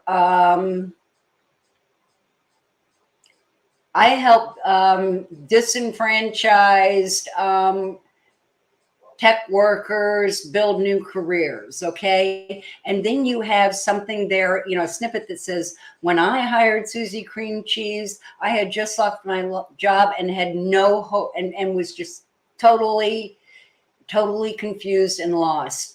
She got me on the right track, and I ended up with multiple offers. That's not a good way to write it, but you get the idea. So put those up where people will see them. Okay, get recommendations from respected leaders. This is part of connecting with those influencers. Yes, there's brand association. People see you when you're commenting on things. It's also great if you can get recommendations from those people, and you can if you get to know them. Okay, that's the key. All right, only accept endorsements for key skills and from key people. Be ungrateful. Don't be known for 100 different things. Be known for like the top 10. All right. Yes, you're going to be able to put more there, but the fewer skills you have, the faster they're going to hit that 99 plus mark as far as endorsements. Now, on the desktop, it's never going to show more than 99 plus. On mobile phones, though, or mobile devices, it will show exactly how many endorsements you have. So my suggestion would be to rearrange those every once in a while, so that once you get 99 plus in certain ones, then you rearrange them and start building them up in other ones. Or you might, if those are your top 3 skills and that's what you want people to know, then you can stay there. A lot of this is going to be a judgment call on your part. Okay, reuse content to enhance your profile. We call this being lazy, and having a being lazy plan. This is where you reinforce your brand message by repurposing content. If you published an article, turn it into a slide presentation, turn that into a video. Use things different ways, because it really increases the visibility of your thought leadership, and it saves you a lot of time and enhances your primary messages. Okay, this is a big one. And this is the one that I get the most pushback on. I know, nobody wants to do video, okay? Do video. You need to do video. And if you're not comfortable on it, start practicing every day. I started out on Zoom and I would record it and watch it back and go, ooh, that was terrible. But, and I still do too much of this. But you want to do video. You want to get comfortable with video because video is the most complete conversation, the most complete brand element, because people feel like they are getting to know you. Now, profiles that have video on them and slide shares and all those kinds of images get a lot more business. They get a lot more traffic, and they stand out more. Now, and one of the things that you can do is you can feature those on your profile. So you really want to use some of that multimedia and get it on your profile. Plus, video just speaks. Oh, and here's a tip. You may not know this. Where your profile picture shows up here, you can record a cover video. Excuse me. This is a 30-second video. You cannot do it on your desktop. You have to record it on your phone. And, whoops. You have to do it on your phone and you record your video. I would record 5 to 10 takes. Record it. It's only going to be 30 seconds. You don't have a lot of time. You basically can say, hi, I'm so-and-so. Thanks for stopping by my profile. I help, I could say I help coaches and clients, you know the rest of it. I could, I help coaches and clients do this. Thanks again for stopping by, have a great day. I mean, you really don't have a lot of time. So it's really just, hello, thank you, here's what I do, thanks again, goodbye. That's it, 30 seconds. And then once you have it, you can use the LinkedIn app. Be sure to download the LinkedIn app to your phone because then you can upload it with the app. And whenever anybody lands on your profile, when they first land on it, they're going to see some movement where your picture is. And that cues them that there's a video there and they can watch you. It's like they're having a conversation with you. They're getting to know your personality. Okay. Contacts. Okay. You really want to build contacts, right? I mean, am I telling you anything? Oops, come on. I can't move my screen over.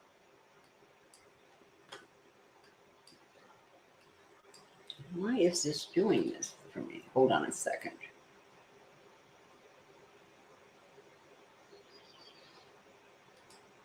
Okay. For some reason, it's not letting me move that. So I'm having trouble seeing behind my webcam, but we will forge on. So you want to build your contacts. You want to know when to connect and with whom to connect. And here's one thing that I want you, if you remember nothing else, please remember this. Don't ever invite a contact to connect from any place other than their profile. Go to their profile, either click connect, or they may not have a connect button, click more, and then go down to the connect button and click it because it's going to give you the option to add a note. Now, this note can only be 300 characters, and that includes white spaces. So we're talking about a very, very short note. It's basically going to tell them why you're connecting with them, a little bit about what you offer, and then and then ask them to connect. So mine sometimes says, hi, so-and-so, you came, I ran across your profile today. I see you went to the University of Florida. Go Gators. I help coaches like you find more clients using LinkedIn. Would you like to connect? It could be something that simple. And some people will say yes. Some people will say, go away. That's okay. You have included a personal invitation. They know it's not from a bot. They know you're not spamming them. And so that's the way to do it. And they're going to respond better. You can also respond to you want to respond to any requests to you, and you also can meet new contacts by joining groups. Okay, don't send contact requests until your profile is stellar. Be self-absorbed. So people are going to make a decision about you. Remember, I said everything goes back to your profile. So don't send out connection requests. Don't respond to anything. Don't comment on anything until you have your profile, in good shape. Is it going to be perfect? Probably not. Most aren't, but it's going to be a hell of a lot better than it is right now. And it's not like you have to keep your profile the same for the rest of your life. In fact, I strongly suggest that you don't. Review it every 6 months and update it. Keep it alive. People don't want to see a profile that it looks like nobody ever pays any attention to. Okay, contacts. So, this is all about life and communication and relating to other people. One of the reasons that I start off with talking about your personal brand rather than your company brand is because people want to do business with people. You own a company, but they want to do business with you or the face of you. Maximize your contacts, because the more contacts you have, the more people you can ask for introductions, and nurture them. Don't leave them alone. Don't leave them out there by themselves. Okay. Lead generation is all about starting and carrying on conversations that end up in either sales or don't. But you nurture them. And one of the things I would encourage you to do is make up a series of short messages and short invitations that you can then copy and paste and tweak. You always want to personalize them, copy and paste and tweak, so that you can do all of this quickly. Okay, so you want to customize your connection requests. Go out there, put yourself out there, show them what you want, put your brand out there. And that's what sets you apart. They may not want to accept your request, but at least they know that you're not some sleazy lead weasel. Okay. You're not going to spam them with a premature sales pitch or hound them. You just want to connect and offer them your services. Okay, reach out to fellow alums. This is called a pastis, and that means looking for alums, with advanced search. You can put in any school and reach out to them, and that's a great way to relate. I went to 2 Florida schools, University of Florida and Florida State. I'm always connecting with alums there because we have something in common. Now, whether you had a great undergraduate experience or an awful graduate experience, you have that undergraduate experience in common. So there's a reason, and we tend to look out for our fellow alums. There's already a reason to connect. Okay. Join targeted groups. Be opportunistic. Now, this you want to do this in a particular order, okay? First of all, you want to research and become members, not a ton of groups, like 10 groups where you can really get to know people, 10 groups where your ideal clients hang around. Once you're in the group, you can comment on things that other people post. You can comment on things, and you can post your own things and start conversations. Here's a key thing to keep in mind. LinkedIn groups are not like Facebook groups, okay? They're not friendly, chatty, and places where people share a lot of resources and do that. I mean, some do, but not a lot.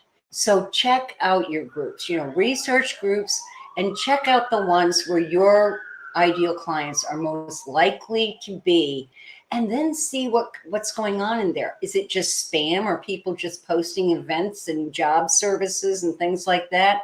You don't want that group. You want a group where there's connection, where people are discussing things, where you can affirm um, or contest other people's opinions. But it's where you can make those connections. And once you've made those connections, they know you and they're more likely to respond to an invitation or a message. Okay, step 3, clients. All right. You know, one of the things that you want to do on LinkedIn is get clients, right? That's really the main thing. So one of the things that you want to do is increase your visibility. We've talked a lot about that.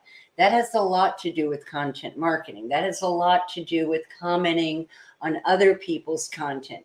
You know, there are a lot of ways to increase your visibility.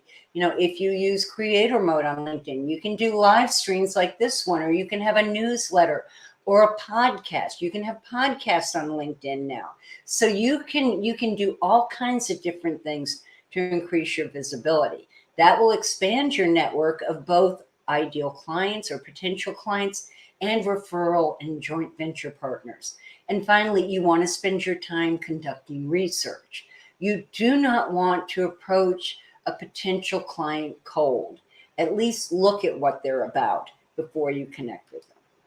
Okay, so another piece of advice: be a shoplifter. Develop a strategy for sharing others' content. Now, there's a right way and a wrong way to do this. You can definitely build relationships with the creators. In fact, one of the best strategies I know is to comment on people's posts in the news feed. Do that, you know, for 5 or 10 or for 3 to 5 posts, and then invite them to connect, because they're going to be noticing you if you are commenting on their posts, and you will start a relationship. So when you do that, you can write to them and invite them and say, hey, I've been commenting on your posts. I like what you're writing. Let's connect. You want to express your point of view. So when you comment on someone else's post or share someone else's post, or repost as they call it right now, you don't want to just share it. Share your point of view. You know, this Dumont's top 10 list for how to improve key tips for improving your LinkedIn profile is amazing, except for number 9. I totally disagree with her on this. That's your point of view. And that will get replies, that will get responses, and people will really start to notice. And then finally, you always want to add value to your LinkedIn contacts. And when you share information from someone who's an influencer, well known in the field, you're just adding value to yourself. You're just looking like someone who's in the know. Video. We've talked about this a lot. It's the future. You know, it's becoming the main mode of communication. It exudes branding. You know, people really get to know you, so you're differentiated. And it's a complete form of communication because you're using facial expressions, hand expressions. I do too much of that. And people can really relate to you that way. Okay, validation. You know, this is establishing your credibility. And this is recommendations, endorsements, likes, shares, comments on posts. Now, here's what I want you to remember. You don't want just any validation, okay? Make sure that the people who are recommending you are people that you want to be associated with, okay? And be stingy too. Don't give out recommendations unless you feel you can authentically recommend this person. Guilt by association, okay? So just be careful.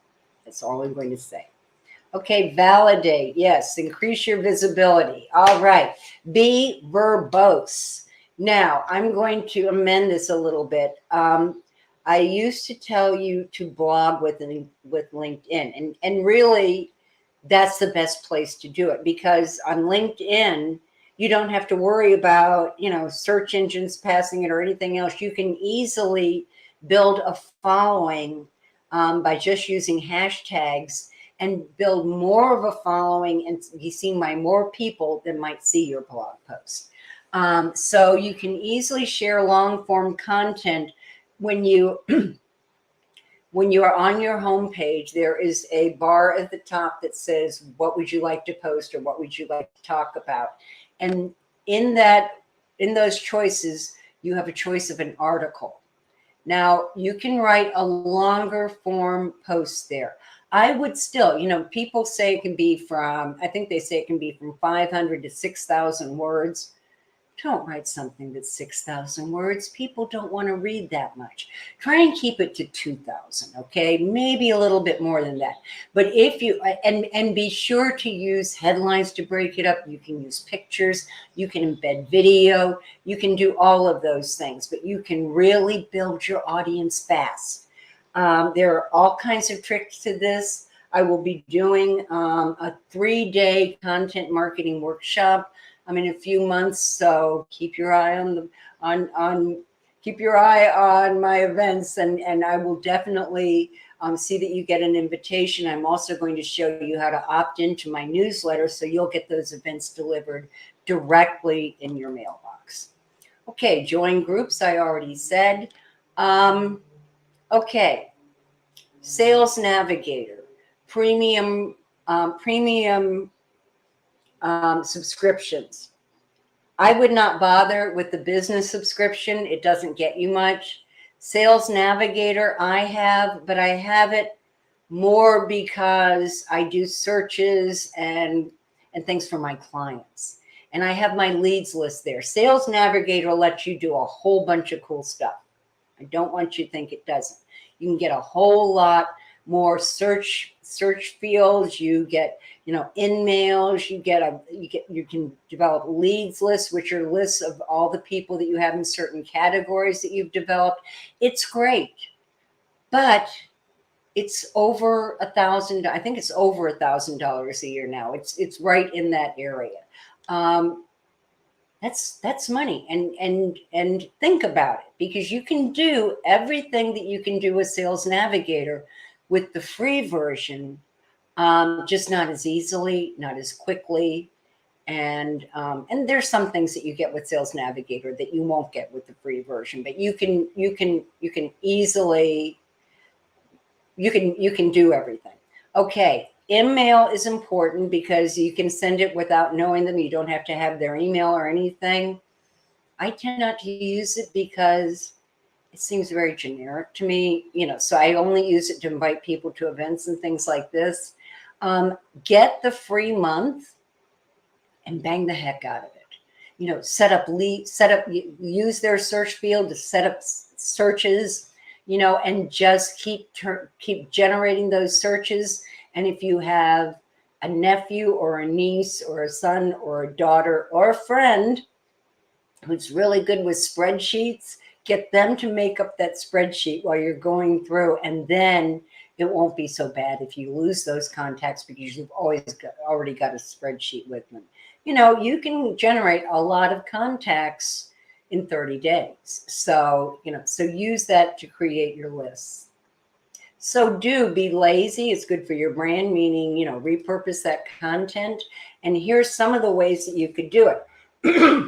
Now, this is based on a book that William Arruda and Deb Dibb wrote called, I think it's 9 minutes a day. It's all the things that you can do on LinkedIn in 9 minutes a day. So, up here they did a top 9 ways that you can use it.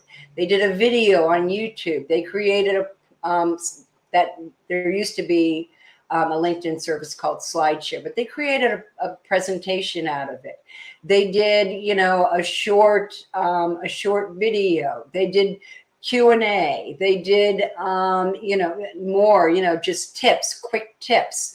And all of that can be done in 9 minutes a day. So what I want you to do is, as I said before, pick out your 3 main topics and just brainstorm. Just keep listing things that you can do. And then once you've got that list, I want you to look at it and think, well, how many different ways could I do this topic? If I do something on how to build a LinkedIn profile, how many ways, how many kinds of content can I produce about this? Well, I can do a live stream.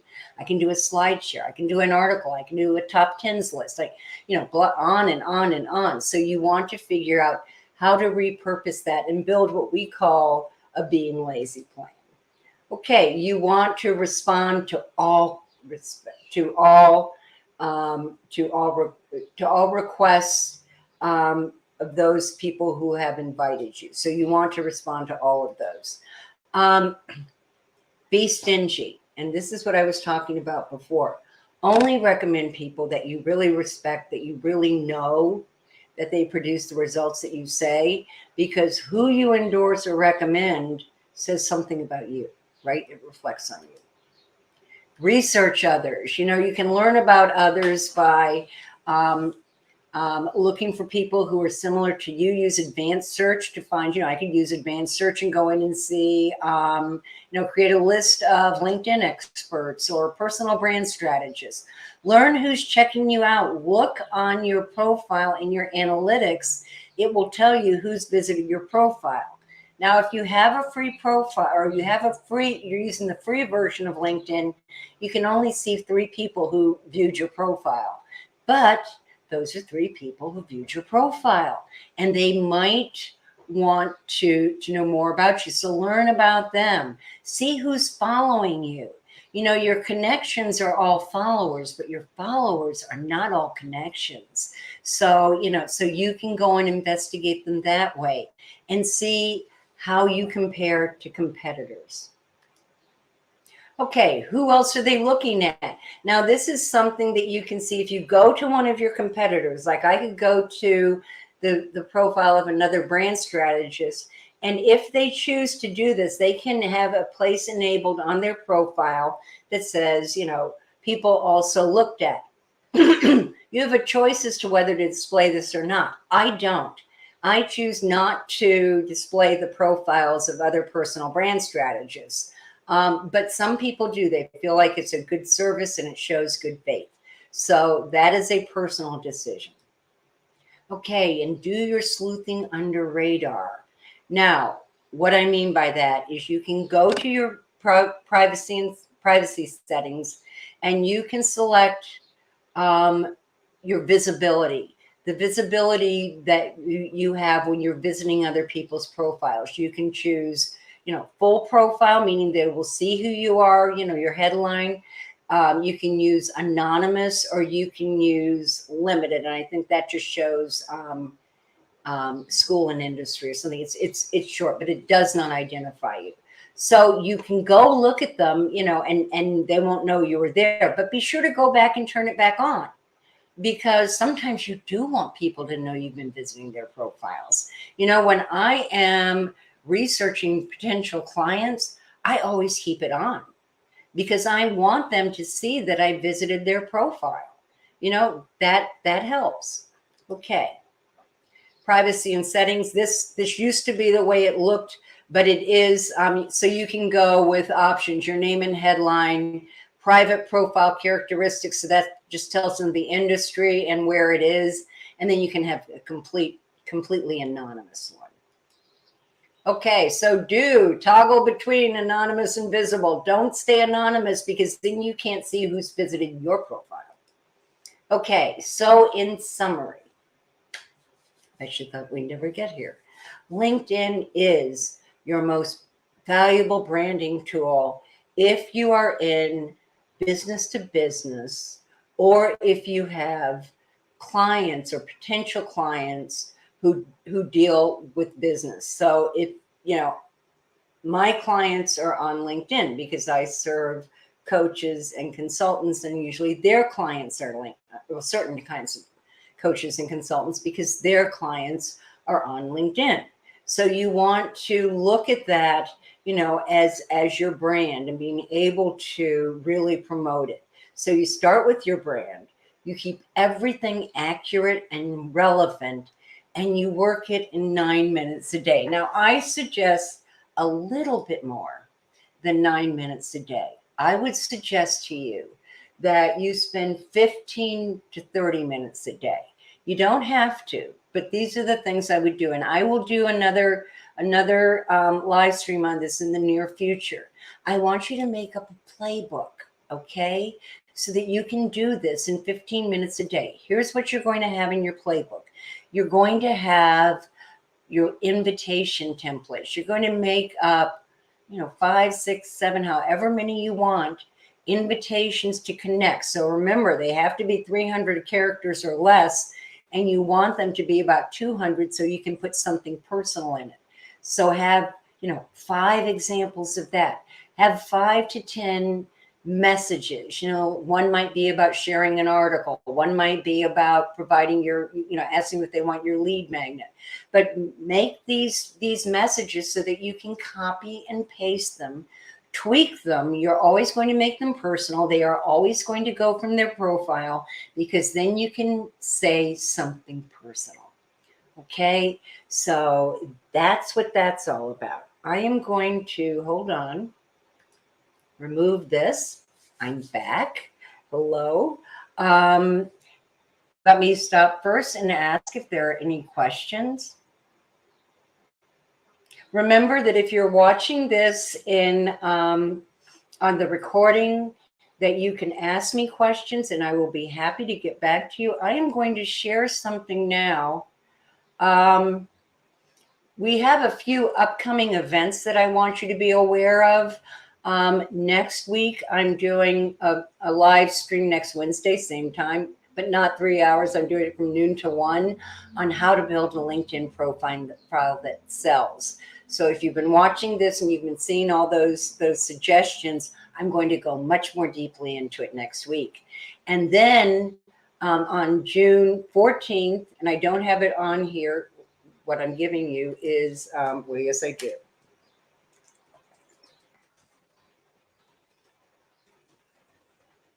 On June 14th, we're going to do one on how to narrow down your niche. And then on July 7th through 9th, I want you to mark this time on your calendar. I'm hosting a digital marketing summit. For 3 days, we will have 24 experts in digital marketing, everything from branding to podcast, to video, to how to use artificial intelligence. We are going to have some really exciting people. So be sure and mark that on your calendar right now, July 7th, 8th, and 9th, from noon till 8 o'clock Eastern time. So figure it out in your time, and be sure and mark that down, because it's free and you are going to get so much cool information. I'm going to also drop in to the chat a list of resources you can use. You can subscribe to my newsletter, and I send out tips on LinkedIn all the time. You can download the social branding workbook. You can download the 3D brand bio worksheet, and you can download the checklist. So I'm going to connect links to all of those, and my branding toolkit too. So I'm going to copy all of this and drop it in the chat. However, when I send out the follow-up, when we send that out, okay, there it is. When we send out the follow-up, we will send you all these links again. So if you don't have them, don't worry about them, they're coming. And be sure and mark down those coming events, because we've got some really cool stuff coming your way. So that's it for today. Until next week at noon, Wednesday Eastern time, I'll see you again to talk about LinkedIn profiles that sell while you sleep. Okay? For now, this is Dumont Owen saying ta-ta for now.